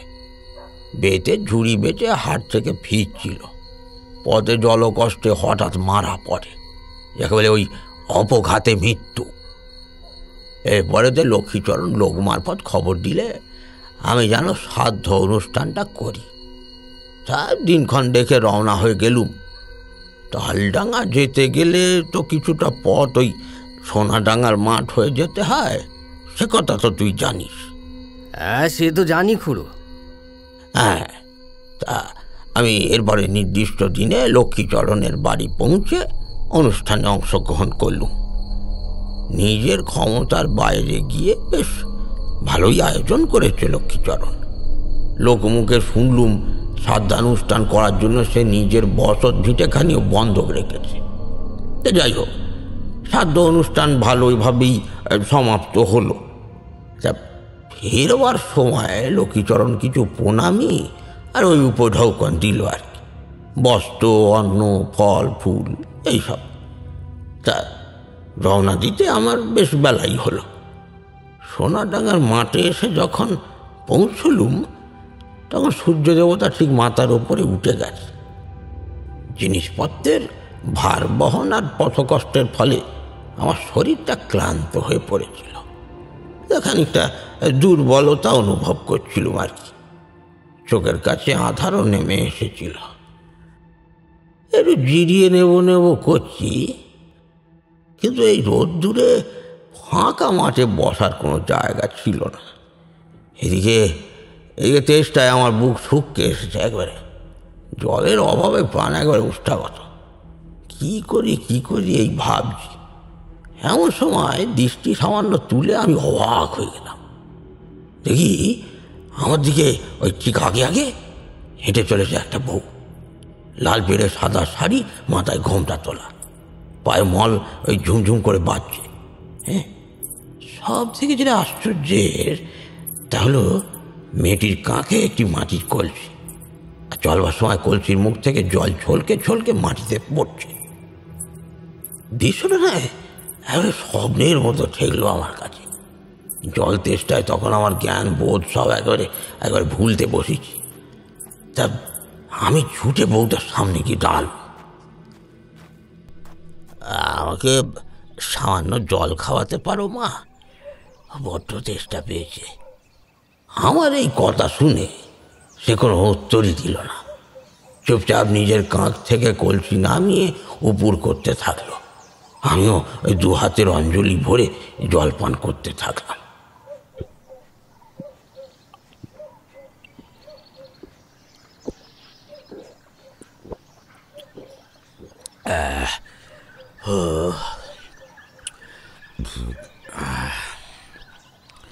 কি শান্তি। আজ তুমি আমার কাছে আশীর্বাদের মতো হয়ে এসেছ মা। দীর্ঘায়ু হও, দীর্ঘায়ু হও। এই শুকনো এলাকায় তুমি জল কোত্থেকে পেলে মা? সব বলবো, আগে আপনি এখানে খানিক জিরিয়ে নিন। আপনি তো ক্লান্ত।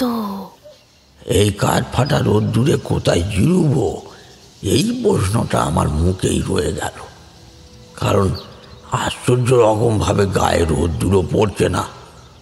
এরপর উপরে মাথা তুলে দেখি প্রকাণ্ড একখানা গাছ দাঁড়িয়ে রয়েছে। আচমকাই গাছের আবির্ভাব হলো কোত্থেকে আমি তখন সেটা বুঝতেই পারছি না। ঠিক সেই সময় দেখি বউটি মাটির কলসি নামিয়ে পা ছড়িয়ে বসল। বেশ বুঝতে পারলাম কোথাও একটা গন্ডগোল হচ্ছে। আমাকে সরে যেতে দেখে বউটা বলল, চলে যাচ্ছেন যে?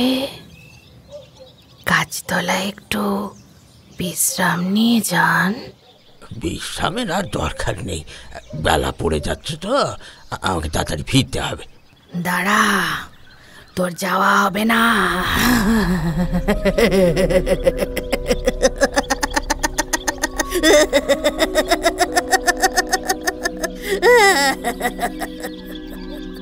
আমার নিজের কানকে যেন কিছুতেই বিশ্বাস করতে পারলুম না। বউটির সেই মোলায়েম কণ্ঠস্বর আর নেই। সে এক নিমেষে অবদ্ধ হয়ে উঠেছে। আমি বিস্মিত হয়ে দাঁড়িয়ে পড়লুম। তারপর মাথা ঘুরিয়ে দেখি সেও উঠে দাঁড়িয়েছে।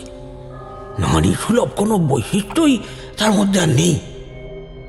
আমাকে আশ্চর্য দৃষ্টি নিয়ে তাকাতে দেখে সে বললে,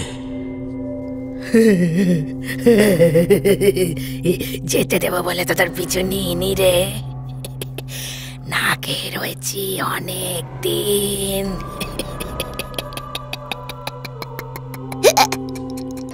ভাবলুম আমার থলের ভেতরের খাবারের গন্ধ সে পেয়েছে। তাই করুণাবশত নিজেই আগ বাড়িয়ে বললুম, খাবার চাই তোমার? এতে নাও না, আমার কাছে অনেক খাবার আছে। নাও নাও, এই নাও, নাও, সব নিয়ে নাও। এতে তোমার অনেক দিন চলে যাবে, আর এভাবে কষ্ট করতে হবে না। গতকাল শ্রাদ্ধ গেছে, আজ তো মৎস্যমুখী। আমার বাড়ি থেকে খাবার আনলি যখন, কিছু কাঁচা মাছ আনতে পারলি না? হ্যাঁ, কতদিন মাছ দাঁতে কাটিনি।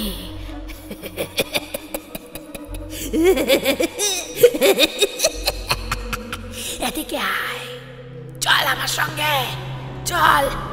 আমি তখন কাঁপা কাঁপা হাতে গায়ের পৈতেটা হাঁদড়ে চলেছি। 5 বার শেষ চেষ্টা করব গায়ত্রী মন্ত্র জপ করে, এইটাই আমার পরিকল্পনা। কিন্তু সেটা সম্ভব হলো না। ওতে লাভ হবে না। আর কোনো মন্ত্র জপ করে তুই নিজেকে বাঁচাতে পারবি না। তুই অপবিত্র হয়ে গেছিস, বুঝেছিস? অপবিত্র হয়ে গেছিস তুই। তুই কি পান করেছিলি দেখবি না? এ দেখ, এ দেখ।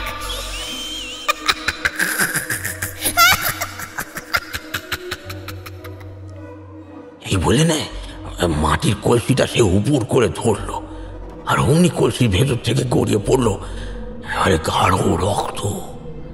শুকনো মাটি সেই গাঢ় রক্ত ধীরে ধীরে শুষে নিল। অর্থাৎ আমি রক্ত পান করেছি। এই মায়াবী আমাকে কৌশলে তার দিকে টেনে নিয়েছে। ইহজগতের আর কোনো শুভ শক্তি আমাকে সাহায্য করবে না। মরণ একেবারে নিশ্চিত। মৃত্যু ভয় আমাকে একবারে ঘিরে ধরেছে। বুঝলাম আমি তার শিকারে পরিণত হয়েছি। এরপরে নয় আমি আর দাঁড়িয়ে থাকতে পারলুম না। অসাড় শরীর মাটিতে আজড়ে পড়ল। আমি উঠবার চেষ্টা করেও পারলুম না। কোনো রকমে মাথা তুলে জিজ্ঞেস করলুম, কে তুই? দেখ তো আমাকে চিনতে পারিস কিনা? হ্যাঁ, চিনতে পারিস? এই বলে সে আমার বুকের ওপরে পা তুলে দিল, তারপর ঘোমটা সরিয়ে নাটকীয় ভঙ্গিতে হেসে চলল। তার ওই বিভৎস মুখটা আমার সামনে ভেসে উঠেছে একেবারে, যেন চিতা থেকে একজন বৃদ্ধার আধ পোড়া লাশ উঠে এসে আমার সামনে দাঁড়িয়ে আছে। আমি চোখ বন্ধ করে মৃত্যু ভয়ে ধুঁকতে থাকলাম। আমাকে চিনতে পারলি না? আমি লক্ষ্মীচরণের বউ সরলাবালা দাসী, যার শ্রাদ্ধ অনুষ্ঠান তুই সমাপ্ত করে ফিরছিস। শোন, আমি শান্তি পাইনি। জলকষ্টে মরবার পরেই মাঠেই আমি বন্দী হয়ে রয়েছি অভিশাপের মতো। তবে এখনো তেষ্টা মেটেনি আমার। সারাক্ষণ পেটে খিদে জেগে থাকে, নরম মাংস, রক্ত ভক্ষণের খিদে। কুচি ছেলে পুলে দেখলেই ছিঁড়ে খেতে ইচ্ছে করে। এত মানুষ কোথায় পাবো বলতে পারিস?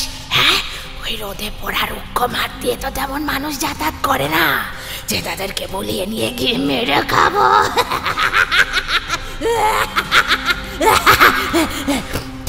তা বলি, কিরকম শ্রাদ্ধ করলি ঠাকুর? হ্যাঁ, আমার কষ্ট তো একটুও কমলো না রে। হ্যাঁ, আমি মুক্তি পেলাম কই? আমার স্বামী তো তোকে সব দিয়েছে, কিচ্ছুর অভাব রাখেনি। কেবল অভাব ছিল তোর মন্ত্র উচ্চারণে। তুই শ্রাদ্ধে ফাঁকি দিয়েছিস, তোর জন্যই আমার এই অবস্থা। এর প্রতিশোধ আমি নেব। তুই আমার সঙ্গে চল, তোর রক্ত মাংসকে আমার পেটের জ্বালা মেটাবো। এরপরে আমাকে মাটিতে ঠেঁচড়ে টেনে এসে নিয়ে চললো। আমার তখন আর চলবার শক্তি নেই গো। আচমকা করতে গেলে হই হই রব উঠল। আমি চোখ খুলে দেখি একদল লোক ছুটে আমার কাছেই আসছে। এই দিনের বেলাতেও নয়, ওদের হাতে মশাল জ্বলছে। সেই লোকজনদের দেখে সরলাবালার প্রেত আমাকে ফেলে দিয়ে রোদ্দুরে একেবারে ঝড়ের গতিতে ছুটে মিলিয়ে গেল। আমি মাথা তুলে দেখলুম প্রায় জনা দশেক লোক তো হবে। এবারে আমার পরিচয় জানবার পর ওদের মধ্যে একজন বলল, আয়ুরেখার জোরে বাঁচলেন আপনি ঠাকুর। ভাগ্যিস এই পথ দিয়ে আমরা যাচ্ছিলাম। এই সোনাডাঙ্গার মাঠে ইদানিংকালে একটা শাকচুন্নির উপদ্রব বেড়েছে। একাকী মানুষ দেখলেই ছলনা করে টেনে নিয়ে যাচ্ছে। এরপরে সে মানুষের আর খোঁজ পাওয়া যাচ্ছে না। শাকচুন্নির দর্শনের পর কারো কারো ঘরে ভয়ানক রোগও বাসা বাঁধছে। সে রোগের কোনো চিকিৎসা নেই, রক্তবমি উঠে ছেলেপুলে মারা পড়ছে। হ্যাঁ, শাকচুন্নি? হ্যাঁ, শাকচুন্নি তো। লোকমুখে শুনেছি জীবিতকালে সে নাকি তালডাঙ্গার লক্ষ্মীচরণের বউ ছিল। এই মাঠ দিয়ে সে ফিরছিল, রোদে গরমে জলকষ্টে এখানেই সে নাকি মারা যায়। কেউ কিচ্ছুটি টের পায়নি। প্রায় মাস খানেক মৃতদেহটা এই মাঠেই পড়েছিল। রোদে শুকিয়ে দেহটার অবস্থা একেবারে কাঠ। ওদিকে লক্ষ্মীচরণ খোঁজ চালিয়ে যাচ্ছে। শেষে দেহটা পেল বটে, তবে আসতো না। বেঁচে থাকতে সারা জীবন কষ্ট করেছে, তাই মৃত্যুর পর মানুষের সুখ সহ্য করতে পারে না। রাগ, ক্ষোভ, হিংসের কারণে মানুষ দেখলে মেরে খায়। শুনেছি জ্যান্ত মানুষ না পেলে মাটি ঘুরেও নাকি মৃতদেহ খেয়ে বেড়ায়। সবটা শোনার পরে আমি চুপ করে রইল।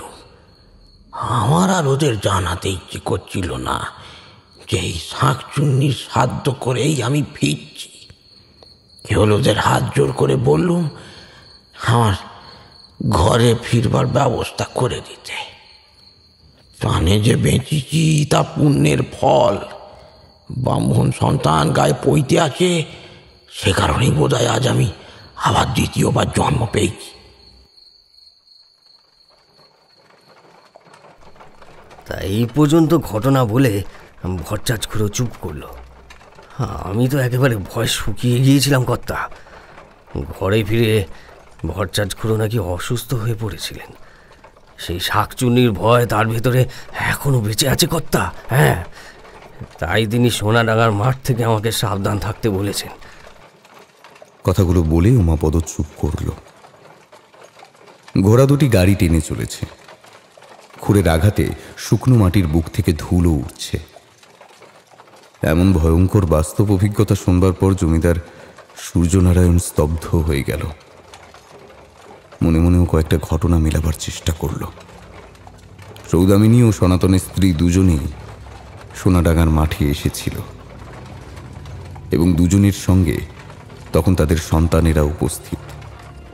আর এর ফলস্বরূপ দুই সন্তানই রক্ত বমি করে মারা যায়। অর্থাৎ উমাপদর মুখে শোনা ভট্টাচকুড়োর ঘটনা প্রমাণ করে এসব শাকচুন্নিরই কর্মকাণ্ড। তার মানে এই শয়তানটা ওদের দুজনকেই রূপ বদল করে দর্শন দিয়েছিল। সৌদামিনী মিছেই স্বর্ণলতাকে সন্দেহ করছে। না না, সৌদামিনীর কাছে শাকচুন্নির অস্তিত্ব প্রমাণ করতেই হবে আমায়। আর তারপর মা ভৈরবীর সহায়তায় শয়তানটাকে গা ছাড়া করতে পারলেই বিপদ কেটে যাবে।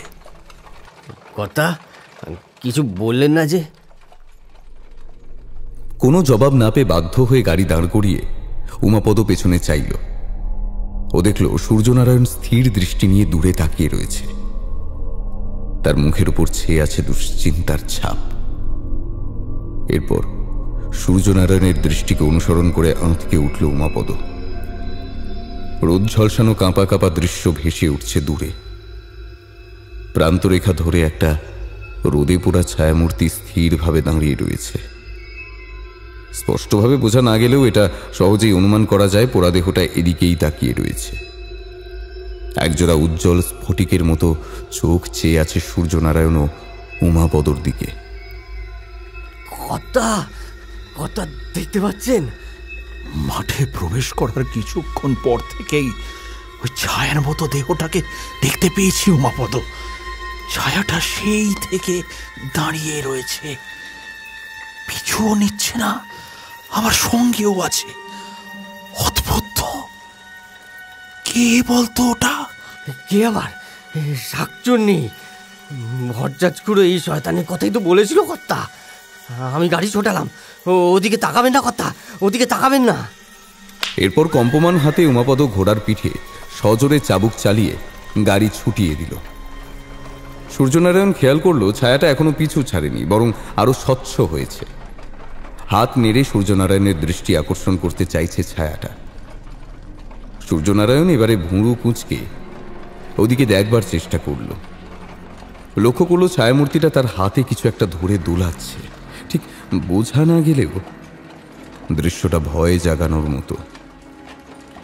ছায়ামূর্তির হাতের সঙ্গে একটা লম্বা দড়ির মতো কিছু জুড়ে রয়েছে, আর দড়ির অন্য প্রান্তে আটকে রয়েছে একটা ভারী গোলাকার বস্তু। শয়তানটা উন্মাদিনীর মতো আস্ফালন করছে আর ভারী বস্তুটা জোরে জোরে দোলাচ্ছে। সেই সঙ্গে দূর থেকে একটা ক্ষীণ হাসির শব্দ ভেসে আসছে। সূর্যনারায়ণকে দৃশ্যটা মোহের মতো আটকে ফেলেছে। উমাপদ কয়েকবার চিৎকার করে উঠল, চল চল,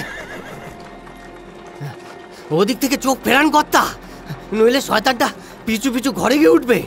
আপনি সামনে তাকান কর্তা, চল। কিন্তু ও হাতে করে কি দোলাচ্ছে বলতো উমাপদ? আমার কেবলই মনে হচ্ছে শয়তানটা কিছু দেখাতে চাইছে আমাকে, ভয়ানক কিছু একটা। আমি নজর ঘোরাতে পারছি না। ঈশ্বর রক্ষা করো, ঈশ্বর। শাকচুনিটা আপনাকে বশ করে ফেলেছে কর্তা। আপনি দয়া করে ওইদিকে চাইবেন না কর্তা, ওইদিকে চাইবেন না। রাম রাম রাম রাম রাম রাম রাম রাম রাম রাম রাম রাম রাম রাম রাম রাম, চল চল। কথা শেষ করে উমাপদ ইষ্টনাম জপ করতে করতে গাড়ি ছুটিয়ে চলল। এরপর হঠাৎই শুকনো ধুলোর ঝড় উঠল। চোখের সামনে থেকে মুছে গেল ছায়ামূর্তি। কুণ্ডুলি পাকিয়ে হাওয়া ধুলো ভাসিয়ে নিয়ে চলল বাতাসে। ঢাকা পড়ল চতুর্দিক। সামনের পথ যখন ঝাপসা হয়ে উঠেছে, সূর্যনারায়ণ স্পষ্ট শুনল ঝড়ের আওয়াজ ভেদ করে কানের কাছে জেগে উঠেছে শাকচুন্নির বিশ্রী হাসির শব্দ। উমাপদ চিৎকার করে উঠল, ওদিকে কান দেবেন না কর্তা, ও সব ওর চলো না, ও আমাদের টেনে নিয়ে যেতে চায়। সামনে তাকান কর্তা, সামনে তাকান। ওই দেখুন, ওই দেখুন বুড়ো বটতলা দেখা যাচ্ছে কর্তা, ওখানেই মা ভৈরবীর মন্দির। চল চল, একবার সেখানে পৌঁছাতে পারলে শয়তানটাকে জব্দ করা যাবে। মায়ের অনেক ক্ষমতা কর্তা, মায়ের অনেক ক্ষমতা। সূর্যনারায়ণ এবার চোখ ফেরালো ওদিক থেকে। ঝড় যেমন আচমকা এসেছিল তেমনি সরে পড়ল। ধুলোর প্রাচীর চোখের সামনে থেকে মুছে যেতেই সূর্যনারায়ণ লক্ষ্য করল বুড়ো বটতলায় লোকে লোকারণ্য। এরপর উমাপদকেও জিজ্ঞাসা করল, ভৈরবী মায়ের মন্দিরে আজ এত লোক কেন? আজ কোনো উৎসব আছে নাকি? আমারও তাই মনে হচ্ছে কর্তা, গায়ের সমস্ত লোক উঠে এসেছে মন্দিরে। এরপর জুড়ি গাড়ি মন্দিরের সামনে গিয়ে দাঁড়ালো। গাড়ি থেকে নেমে সূর্যনারায়ণ ভিড়ের মধ্যে প্রবেশ করল। উমাপদ তাকে অনুসরণ করে চলেছে। উপস্থিত লোকগুলোর মধ্যে আতঙ্ক ও হতাশার ছাপ। কেউ কেউ বুক আঁচড়ে কাঁদছে। সূর্যনারায়ণ মন্দিরে প্রবেশদ্বারের কাছে গিয়ে উত্তেজনায় খামচে ধরল উমাপদর হাত। তার দুই চোখ বিস্ফারিত, আতঙ্কে চোয়াল ঝুলে গেছে। উমাপদ ঘাড় কাত করে মন্দিরের ভেতরে উঁকি দিয়ে দেখল মা ভৈরবীর দেহটা রক্তাক্ত অবস্থায় পড়ে আছে মন্দিরের ভেতর। তবে তার দেহটা অসম্পূর্ণ। কাঁধের উপর থেকে কেউ যেন মাথাটা ছিঁড়ে নিয়ে গেছে। উমাপদ বাকশূন্য হয়ে মাথায় দুই হাত চাপিয়ে বসে পড়ল মাটিতে। এই দৃশ্য দেখে সূর্যনারায়ণের চোখের সামনে ভেসে উঠল সেই ছায়ামূর্তি। এইবার সে বুঝতে পারল ছায়ামূর্তিটা হাতের সামনে প্রসারিত করে কি দোলাচ্ছিল। ওটা আসলে ছিল মা ভৈরবীর ছেঁড়া মুন্ডু। এই বিভীষিকাময় দুই দৃশ্য সূর্যনারায়ণের সহ্যর সীমা অতিক্রম করে গেল। সে ধীর কণ্ঠে বলে উঠল, আমি এখন কি করব উমাপদ? এই বিপদের হাত থেকে গাঁকে বাঁচাবো কি করে? সৌদামিনীকে বোঝাবো কেমন করেছে স্বর্ণলতা ডাইনি নয়? শয়তানটা আমার শেষ আশাটুকুও রাখলো না। মা ভৈরবীকে যে শেষ করে ফেলতে পারে সে কোনো সাধারণ শক্তি নয় কর্তা। ওকে গা ছাড়া করা অসম্ভব। ওই রাক্ষসীটা সবাইকে খাবে কর্তা। আপনি যে মায়ের কাছে আসছেন সেটাও আগেই টের পেয়েছিল কর্তা, তাই আগে ভাগেই শেষ করে গেল মা ভৈরবীকে। কর্তা, আমাদের আর কোনো পথ রইল না কর্তা। এখন একমাত্র ভরসা ওই ঈশ্বর। আপনি এক্ষুনি বাড়ি ফিরে চলেন কর্তা। আমাদের সাবধান হতে হবে কর্তা। পথে ঘাটে চতুর্দিকে বিপদ অপেক্ষা করে আছে আমাদের জন্য। এরপর উমাপদ সূর্যনারায়ণকে শক্ত করে ধরে জুড়ি গাড়িতে বসিয়ে দিল। গাড়ি পুনরায় রওনা দিল সোনাডাঙ্গা মাঠের উদ্দেশ্যে। সূর্যনারায়ণ ঘরমাক্ত শরীরে বসে বিড়বিড় করে বলে চলেছে, না না না না, আমি আর কোনো দিকে চাইব না, আর কোনো দিকে চাইব না। শয়তানটা ঠিক আমার পিছু নেবে। রক্ষা করো ঠাকুর।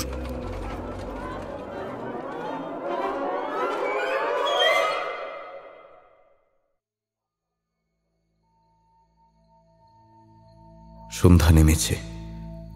পশ্চিম আকাশের শেষ আলোটুকু জেগে রয়েছে গাছগাছালির মাথার উপরে। শীতল বাতাসে ডানা ঝাপটিয়ে বাসায় ফিরছে পাখির দল। ভাসমান মেঘের তলায় তলায় কালির মতো অন্ধকার। এই বুঝি ঝোপ ঝাড় ডিঙিয়ে অন্ধকারটা ঘিরে ধরবে চতুর্দিক। পূব দিকে খয়া হলদেটে চাঁদ উঠেছে। দূর থেকে ভেসে আসছে শঙ্খধ্বনি। সৌদামিনী প্রদীপ জেলে এগিয়ে চলেছে তুলসী মঞ্চের দিকে। উঠোনে কয়েক পা এগোনোর পর আচমকা দাঁড়িয়ে পড়ল। সান্ধ্যকালীন নিস্তব্ধতা ভেদ করে কিসের একটা শব্দ ভেসে আসছে ওর কানে। শব্দের প্রকৃতি ও উৎস সন্ধানের লক্ষ্যে পিছন ফিরে তাকালো সৌদামিনী। খানিকক্ষণ দাঁড়িয়ে থাকার পর টের পেল শব্দটা আসছে বাগানের দিক থেকে, ঠিক যেন শুকনো ডালপালা মারিয়ে এদিকেই আসছে কেউ। দাসদাসীরা অর্ধেক গিয়েছে রন্ধনশালায়, আর বাকিরা রাধা মাধবের মন্দিরে। চাকরগুলো অন্দরমহলেই ব্যস্ত আছে। জমিদার সূর্যনারায়ণ এখনো ফেরেনি। সৌদামিনী মাথার ঘোমটাটা ভালোভাবে টেনে নিয়ে এগিয়ে গেল সেই দিকে। তারপর স্থিরভাবে দাঁড়িয়ে থাকা গাছেদের দিকে তাকিয়ে বলল, কে কে ওকে না? সৌদামিনীর এই প্রশ্নের কোনো জবাব এলো না। কেবল হরিতকি গাছের তলা দিয়ে কেউ যেন চলে গেল মনে হলো। কিছু একটা নড়াচড়া করতে দেখে সৌদামিনীর সন্দেহটা আরো গাঢ় হলো। এদিকে এখন ডাকাতের ভয় খুব। ওরা সুযোগের অপেক্ষায় থাকে, তারপর আচমকা ঝাঁপিয়ে পড়ে লুট চালায়। মানুষকে মেরে ফেলতে ওদের হাত কাঁপে না। এই সমস্ত কথা ভেবে সৌদামিনী এবার অন্দরমহলের দিকে তাকিয়ে বলল, চারু, চারু, আলোখানা নিয়ে উঠোনে আয় তো একবার দেখি। যাই মা ঠাকুরন। সৌদামিনীর হাতের জ্বলন্ত প্রদীপটা দপ করে নিভে গেল। মুহূর্তে সৌদামিনীর চারিপাশ অন্ধকারে ঢাকা পড়ল। আরে এই চারু, আলোটা আনবি তো নাকি? কি করছিস লা সৌদামিনী? ওকে ফিরে যেতে বল। কে কে ওকে নে? কে কথা বললো? হলো আমি সরলাবালা দাসী। ও তুমি? এতদিন পর তোমার আসার সময় হলো, তা এই বেলা অন্ধকারে দাঁড়িয়ে কি করছো? সব বলবো, কথা বলতেই তো এসেছি। আগে তোর দাসীকে আলো নিয়ে ফিরে যেতে বল। কেন গো? আলো থাকলে ক্ষতি কি? যা বলছি তাই কর, ওতেই তোর মঙ্গল। আমি যে এসেছি তার 5 কান না হয় ভালো। চারদিকে তোর অনেক শত্রুরের অভাব নেই। এখন তুই শত্রুর বৃদ্ধি করতে চাইলে কর। চারুকে বল আলো হাতে এখানে আসুক। সৌদামিনী চুপ করে দালানের দিকে চাইল। আলো হাতে ধীরে ধীরে এগিয়ে আসছে চারু। চারু বৈঠার কাছে এসে দাঁড়াতেই সৌদামিনী মিছে রাগ দেখিয়ে বলল, এতক্ষণে সময় হলো মহারানী, আর আলো লাগবে না। যা গিয়ে কুয়ো থেকে জল তোল। চারু যেমন এসেছিল তেমন চলে গেল। এরপর সৌদামিনী গাছের ফাঁকে ফাঁকে জমে থাকা অন্ধকারের ভেতর থেকে সরলাবালা দাসীকে বেরিয়ে আসতে দেখল। আলো ছায়ের মিশ্রণ গায়ে মেখে নিমগাছ তলায় এসে দাঁড়ালো সে। সেই তো সোনাডাঙ্গার মাঠে তোমায় দেখলুম, তা এতদিন পরে তোমার আসবার সময় হলো? সে কথা নয় মা, আমি তো অনেক দিন এখানে এসেছি। ঘরবর্তী লোকজন দেখে ফিরে গেছি, তাই তোর সঙ্গে দেখা হয়নি। খেয়াল করে দেখেছি এই বেলা তোর ধারে কাছে কেউ নেই, তাই তো এলাম। তা বেশ, তো ঘরে চলো। সৌদামিনী দেখল সরলাবালা যেন আরো বুড়িয়ে গিয়েছে। শীর্ণ হাত পায়ে তেমন বল নেই বললেই চলে। কুঞ্জ হয়ে দাঁড়িয়ে আছে সে। পরনের কাপড় অগোছালো, এলোমেলো রুক্ষ চুল কোমর ছাপিয়ে নিচে নেমে গেছে। চোখ দুটো ভালো বোঝা যাচ্ছে না। না, ঘরে নয়, এখানেই বেশ আছি। তাছাড়া এই বেশিক্ষণে এখানে আমার ঠিক না থাকাই ভালো। এই দুটো কথা আছে, বলেই চলে যাব। চলে যাবে? বেশ, তো বলো, কি বলবে? মন দিয়ে শোন। তুই একবার আমাকে জল দিয়ে প্রাণ রক্ষা করেছিলি, তোর প্রতি আমার ঋণ আছে। হ্যাঁ, তাই তোকে সংবাদটা দিতে এলাম। তোর স্বামীর কিন্তু গতিবিধি ভালো নয়, ওকে সাবধান কর। কেন? কি করেছো? আজ ভৈরবীর মন্দিরে গিয়েছিল ডাইনিকে মারবার জন্য, কিন্তু ভৈরবী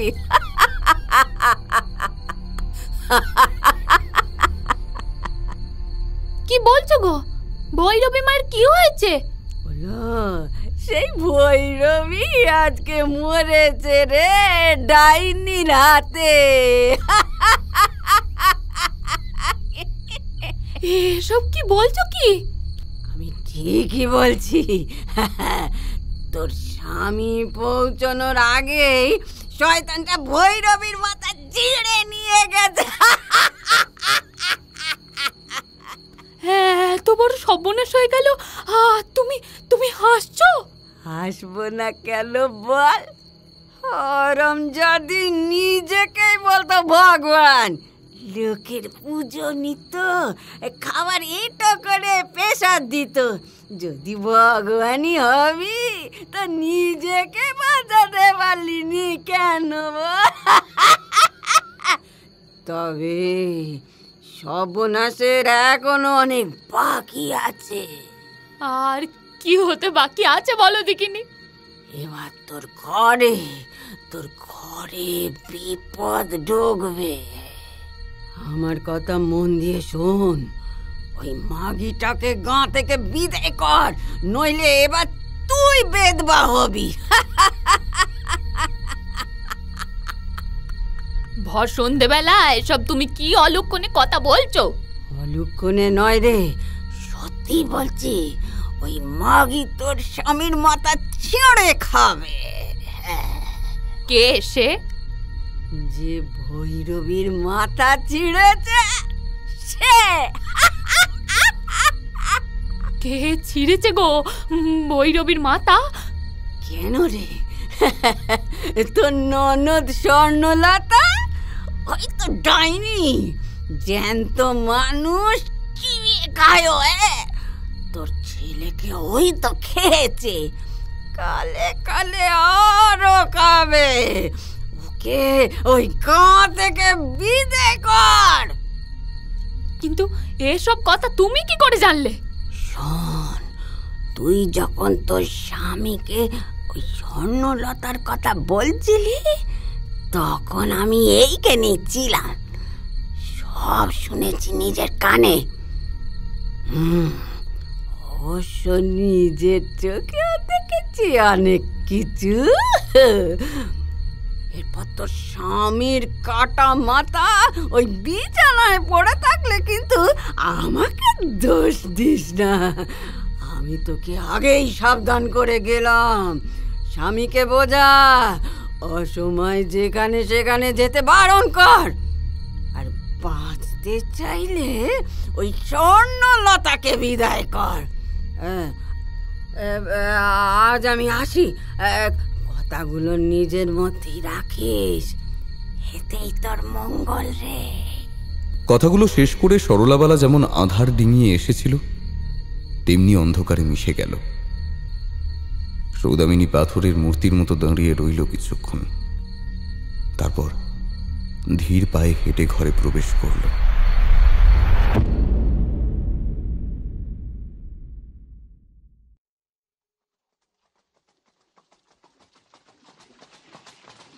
খানিক বাদী জুড়ি গাড়ি ফটক পেরিয়ে উঠোনে এসে দাঁড়ালো। অবসন্ন অবস্থায় সূর্যনারায়ণ গাড়ি থেকে নামল। তারপর ঘরে ঢুকে সৌদামিনীকে কাঠের পুতুলের মতো বসে থাকতে দেখে সূর্যনারায়ণ প্রশ্ন করল, কি হয়েছে তোমার শুধু? কোথায় গিয়েছিলে? মা ভৈরবীর মন্দির। আমাদের বড় বিপদ সৌদামিনী। তুমি হয়তো জানো না কি সর্বনাশ ঘটে গেছে। মা ভৈরবী। জানি, আমি সব জানি। মা ভৈরবী বেঁচে নেই কো। মা ভৈরবীর কথা তুমি কিভাবে জানলে? শুধু মা ভৈরবীর কথা কেন, আমি আরো অনেক কিছুই জানি। যেমন? তোমার সামনে বিপদ গো। ডাইনি তোমার প্রাণ নেবার জন্য প্রস্তুত হয়ে আছে। হ্যাঁ, তুমি ঠিকই বলেছ। আজ দুপুরে সোনাডাঙ্গার মাঠ দিয়ে যাওয়ার সময় আমি শয়তানটাকে স্পষ্ট দেখলাম। সে আমার পিছু নিয়েছিল। মা ভৈরবীকে সেই মেরেছে, কিন্তু কিন্তু আমার বিপদের কথা তুমি টের পেলে কিভাবে সেটা তো অনুমান করতে পারছি না। সত্যি করে বলো তো শুধু, তুমি এসব কিভাবে জানলে? আরো আরো একবার তুমি ভুল প্রমাণিত হয়েছ। যাকে যাকে তুমি ডাইনি বলে অপবাদ দিয়েছিলে সেই এসে আজ সন্ধ্যেবেলা তোমার বিষয়ে সাবধান করে গেল আমাকে। কে সে? সরলাবালা দাসী। হ্যাঁ, এই নাম তুমি কি করে জানলে শুধু? সে আজ অনেক কথাই বলেছে গো। তার কথা শোনার পর একটা বিষয়ে আমি নিশ্চিত হতে পেরেছি যে আমি ভুল ছিলাম না। আবার তুমি ভুল করছো শুধু, বিরাট মাপের ভুল করছো, যে ভুলের পরিণতি ভয়ানক। আজ যে দৃশ্য আমি দেখে এসেছি তাতে আমার মনের সমস্ত সন্দেহ দূর হয়েছে। তুমি চাইলে উমাপদকে জিজ্ঞাসা করতে পারো, ও আমার সঙ্গেই ছিল। থাক, কাউকে ডাকবার প্রয়োজন নেই কো। তোমার এই সাক্ষী প্রমাণ খেলা আমার আর ভালো লাগছে না। সময় থাকতে ওই শয়তানটাকে গা থেকে বিদায় করো দেখি। তুমি কার কথা বলছো? স্বর্ণলতার কথা বলছি, স্বর্ণলতার। নইলে আজ মা ভৈরবীর যে পরিণতি হয়েছে কাল তোমারও হবে। তুমি কি পাগল হয়ে গেলে শুধু? এসব কি বলছো? স্বর্ণলতা আমার বোন। স্বর্ণলতা একজন ডাইনি। তোমারও যেমন সাক্ষী প্রমাণ আছে আমারও আছে। শোনো শুধু শোনো, আমার দিকে তাকাও।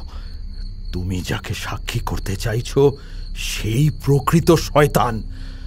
ও একটা প্রেত রাক্ষসী, রূপ বদল করে তোমার চোখে ধুলো দিয়ে গেছে।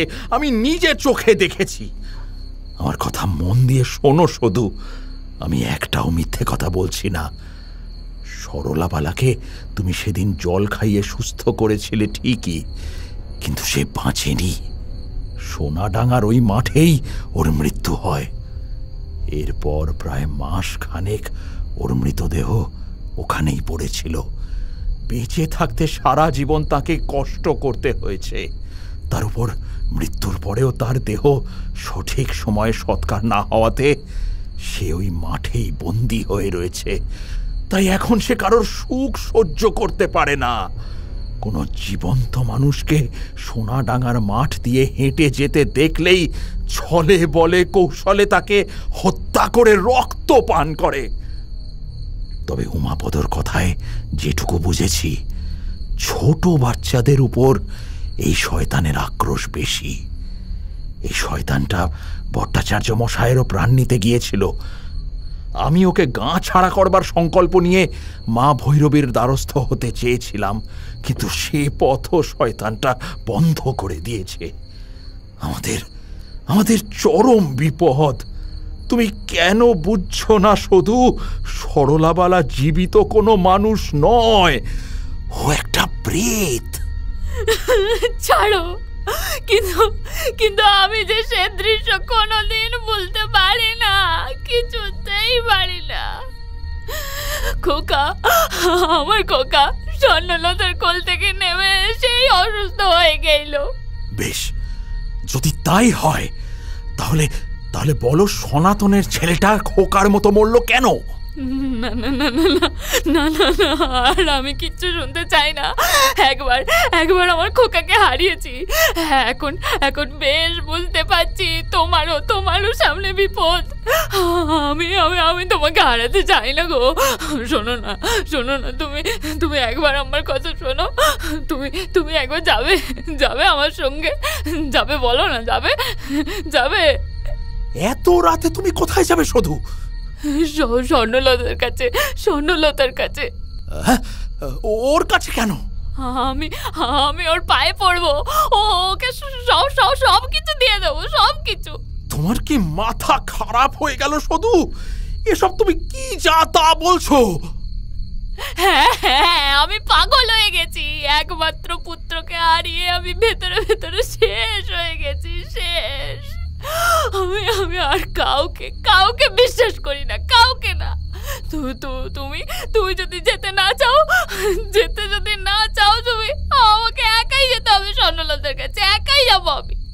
তুমি হঠাৎ স্বর্ণর কাছে যেতে চাইছো কেন, সেটাই তো আমি বুঝতে পারছি না। ওর কাছে আমি তোমার পানি ভিক্ষা চাইবো, ওকে হাত জোর করে বলবো ছেলেটাকে খেয়েছিস, দয়া করে আমার স্বামীকে খেও না, প্রয়োজনে আমাকে খাও, আমাকে। কি চললে কোথায়? দাঁড়াও দাঁড়াও সদু, দাঁড়াও। সৌদামিনী ততক্ষণে দালানের থেকে উঠোনে নেমে গেছে। সে এখন ছুটে চলেছে ফটকের দিকে। সূর্যনারায়ণ ছুটে বাইরে বেরিয়ে এসে বলল, আধারে কোথায় চললে? দাঁড়াও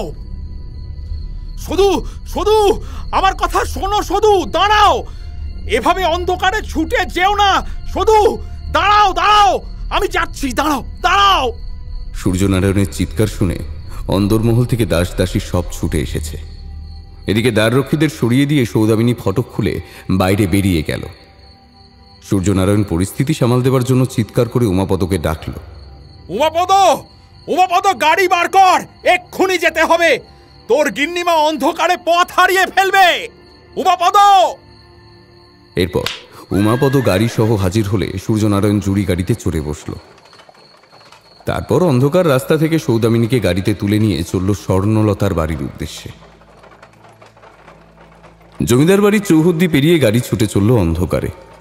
ক্রমশ গ্রামকে পেছনে ফেলে উমাপদ এখন নদীর ধার ঘেঁষে গাড়ি ছোটাচ্ছে।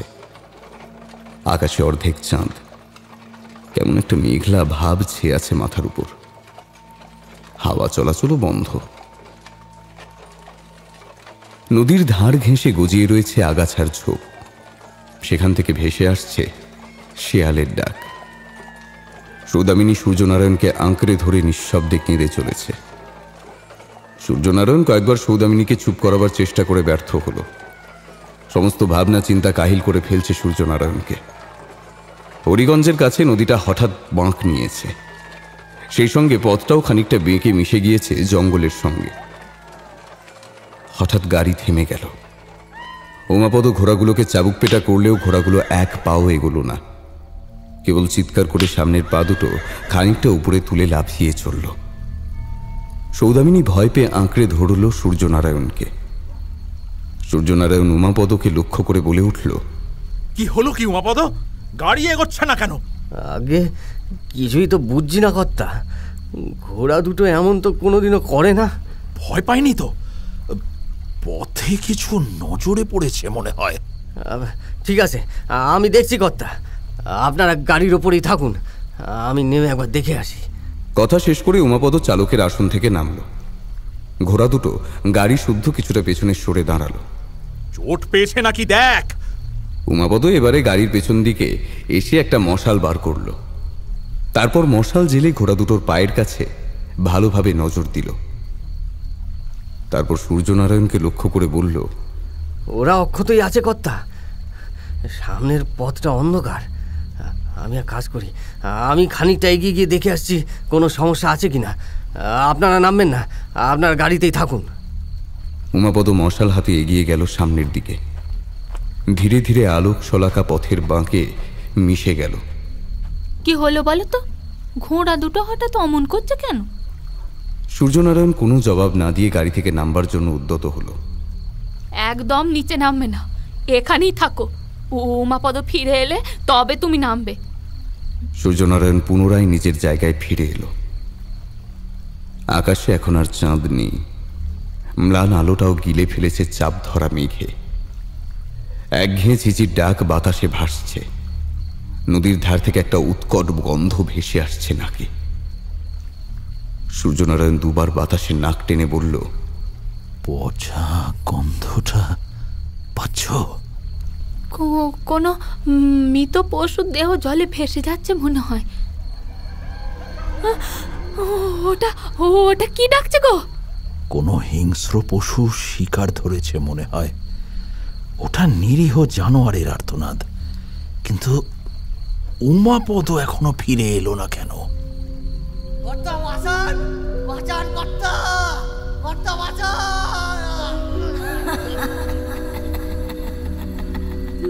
কে? কে হাসছে? এ হাসির শব্দ আমি চিনি শুধু, এ হাসির শব্দ আমি চিনি। আর এখানে বসে থাকা চলবে না। চলো চলো চলো শুধু শুধু চলো, আমাদের এক্ষুনি এখান থেকে পালাতে হবে। চলো, এখন ভাবনার সময় নয় শুধু, শিগগিরই গাড়ি থেকে নেমে এসো, নেমে এসো শুধু। কিন্তু কিন্তু উমাপদ যে ফিরে এলো না। ও আর আসবে না, ও আর আসবে না। ওই হাসির শব্দ তুমি শুনতে পাচ্ছ না? শয়তানটা এসে গেছে। পালাও পালাও শুধু, পালাও পালাও। কিন্তু আমি যে জ্বলন্ত মশালের আলো দেখতে পাচ্ছি গো। সৌদামিনীর মুখের কথা শেষ হতেই সূর্যনারায়ণ পথের বাঁকের দিকে তাকিয়ে দেখল সত্যি সেখানে জ্বলন্ত মশাল দেখা যাচ্ছে। ধীরে ধীরে গাছপাড়ার আড়াল থেকে আগুনের আলোটা এগিয়ে আসছে এই দিকেই। সূর্যনারায়ণ এবার উত্তেজিতভাবে চিৎকার করে উঠল, উমাপদ, উমাপদ, তুই ঠিক আছিস উমাপদ? কোনো জবাব এলো না। ধীরে ধীরে বাঁক থেকে মশালটা প্রকট হলো মুহূর্তে। সারা শরীর ঝাঁকুনি দিয়ে উঠল সূর্যনারায়ণের। সৌদামিনী আতঙ্কে চিৎকার করে জ্ঞান শূন্য হয়ে পড়ল। সূর্যনারায়ণ বিস্ফারিত চোখে পাথর দৃষ্টি নিয়ে চেয়ে আছে বাঁকের দিকে। সেদিক দিয়ে হাসতে হাসতে এগিয়ে আসছে সেই প্রেত রাক্ষসী সরলা বালা দাসী। জ্বলন্ত মশালের উজ্জ্বল আলোয় স্পষ্ট দেখা যাচ্ছে তাকে। নিষ্ঠুর হিংস্র চেহারা নিয়ে সে নারকীয় ভঙ্গিতে হেসে চলেছে। তার চোখ দুটো যেন গিলে খেতে আসছে ওদের। তার মুখ থেকে গড়িয়ে পড়ছে কাঁচা রক্ত। শয়তানটা এক হাতে ধরে রেখেছে মশাল আর অন্য হাতে ঝুলছে উমাপদর কাটা মাথাটা। ভয় সূর্যনারায়ণের শরীর অবশ করে ফেলছে। তার যেন আর নড়বার শক্তি নেই। ধীরে ধীরে সূর্যনারায়ণের পাশে এসে দাঁড়ালো ওই প্রেত। তারপর ক্রুদ্ধ চোখে তাকিয়ে বলল, তোর বউটা বড় সাদাসিধে রে, সত্য মিথ্যার ভেদ বোঝবার চেষ্টাটুকু করে না। যেমন রূপ তেমনি নদর দেওখানি। জমিদার বাড়ির ভাত গিলে বেশ পুরুষ্টি হয়েছে। ভেবেছিলাম খিদে পেলে হ্যাঁ তোদের দুটিকে খাবো, আর কটা দিন জুগিয়ে রাখি। কিন্তু না, তোদেরকে আর রাখা যাবে না। আজ রাতেই তোদের রক্ত পান করতে হবে।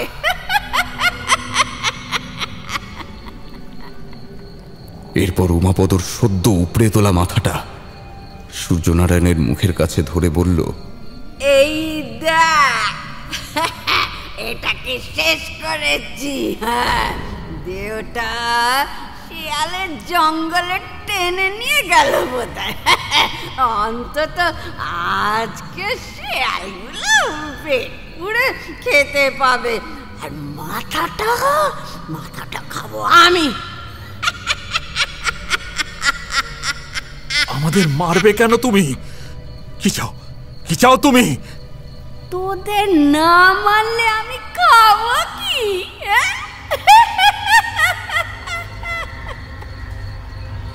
শোন, খাবার ছাড়া মানুষের সঙ্গে আমার কোনো শত্রুতা নেই। এবার বল তো তুই কেন ওই ভৈরবীর কাছে গিয়েছিলি? হ্যাঁ, বল বল বল বল।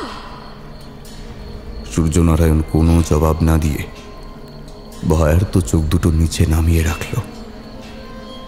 জবাবটা আমি দিচ্ছি। তুই আমাকে গা ছাড়া করতে চেয়েছিলিস না? হ্যাঁ, এই কারণেই আজ তোকে এই পৃথিবী থেকে একেবারে ওপারে করে দেব। তারপর তোর রক্ত মাংস খেয়ে পেট ভরাবো। কিন্তু তার আগে তোর বউয়ের জ্ঞান ফেরানো দরকার। এই অবস্থায় ওর মাথাটা ছিঁড়ে ফেললে ওর মৃত্যুটা সহজ হয়ে যাবে। কি বলি রে? সরলাবালা জুড়ি গাড়িতে গিয়ে উঠল। তারপর হাতের মশাল ও উমাপদর ছিন্ন মাথাটা ফেলে দু হাতে খামছে ধরল সৌদামিনীর গলাটা। সূর্যনারায়ণ কোনো মতে উঠে ওকে বাঁধা দেবার চেষ্টা করল, কিন্তু পারল না। ওর অশক্ত দুর্বল শরীর ওর সঙ্গ দিল না। বুক ফাটা আর্তনাদ করা ছাড়া ওর কাছে কোনো কিছুই অবশিষ্ট রইল না। আচমকা দৃশ্যের বদল ঘটল। সূর্যনারায়ণ ঝুলে পড়া চোয়াল নিয়ে তাকিয়ে দেখল রাক্ষসী রূপী সরলাবালা দাসীর শুকনো দেহটা হঠাৎ দাউ দাউ করে জ্বলছে। বিকট চিৎকারে ফেটে পড়ে শয়তানটা গাড়ি থেকে গড়িয়ে পড়ল মাটিতে। চোখের সামনে লেলিহান আগুনের শিখাটা সরে যেতেই সূর্যনারায়ণ দেখল মশাল হাতে দাঁড়িয়ে রয়েছে স্বর্ণলতা। সরলাবালার শুকনো কাঠের মতো দেহটা আগুন যেন গিলে খেতে শুরু করেছে। আগুনের দহন জ্বালায় তীব্র আর্তনাদ করে সে বলে চলল,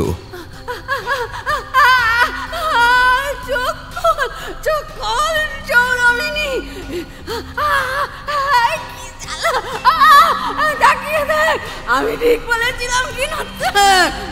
স্বর্ণলতা ডাইনি, একটা ডাইনি। তোর ছেলেকে ও খেয়েছে, ও এখনো আমাকে শেষ করলো। ও ডাইনি না হলে বাবা কি জ্বালা সহ্য যন্ত্রণা। ডাইনি না হলে আমাকে শেষ করার ক্ষমতা ওর ছিল না। এখনো সময় আছে সৌদামিনী, চোখ খোল, চোখ খোলা।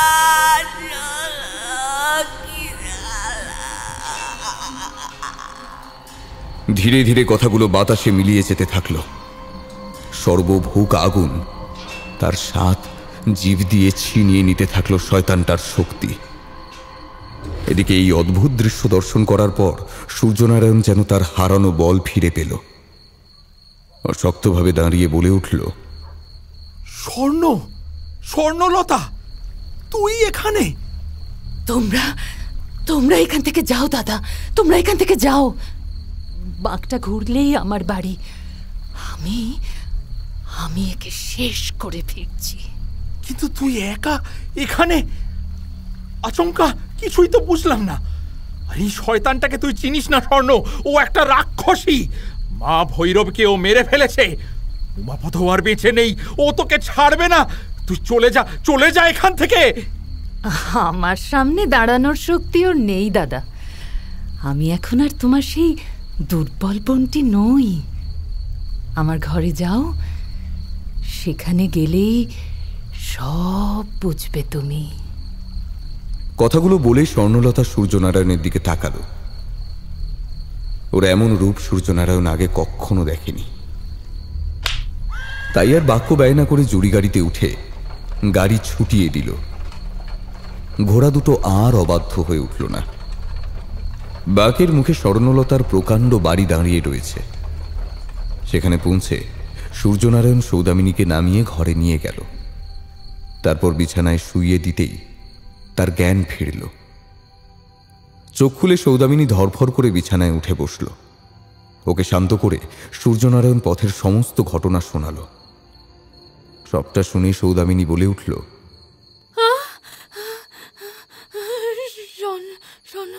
স্বর্ণলতা ফিরল না যে? ওর কোনো বিপদ হয়নি তো গো?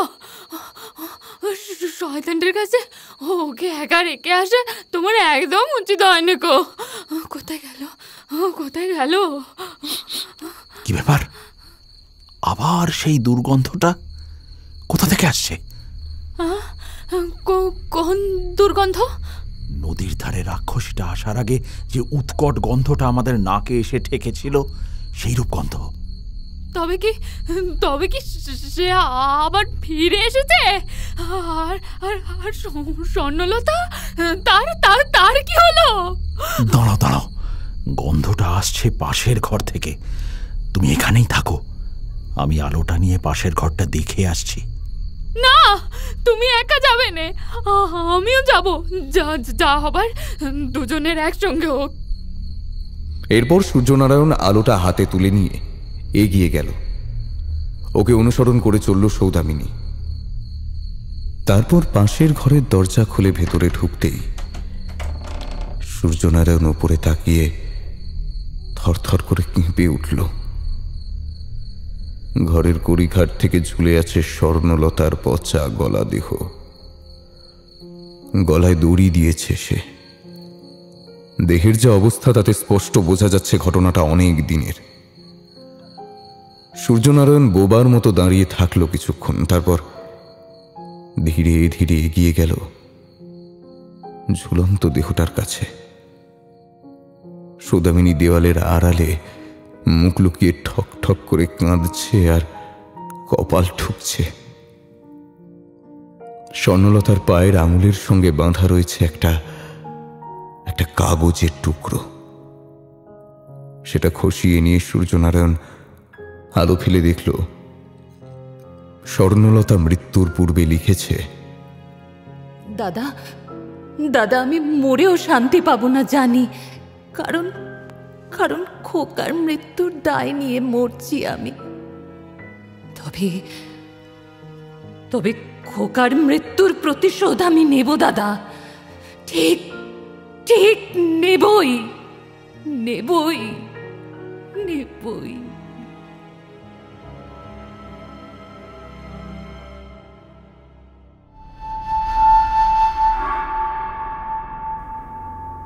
শেষ হলো আমাদের আজকের গল্প সোনা ডাঙার নরখাদক।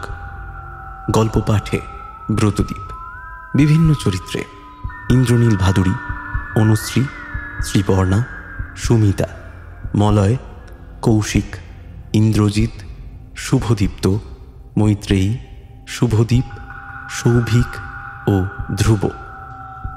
গল্পটি ভালো লাগলে অনুরোধ করব চ্যানেলটি সাবস্ক্রাইব করে আমাদের সাথে থাকার জন্য। কেমন লাগলো আমাদের আজকের গল্প? আপনার সুচিন্তিত মতামত ও পরামর্শ জানান কমেন্ট বক্সে। পরবর্তী গল্পের আপডেট পেতে আমাদের ফলো করুন ফেসবুক ও ইনস্টাগ্রামে। আজ আসি, আবার দেখা হবে। ভয় থাকুক গল্পে, চিত্ত হোক ভয় শূন্য।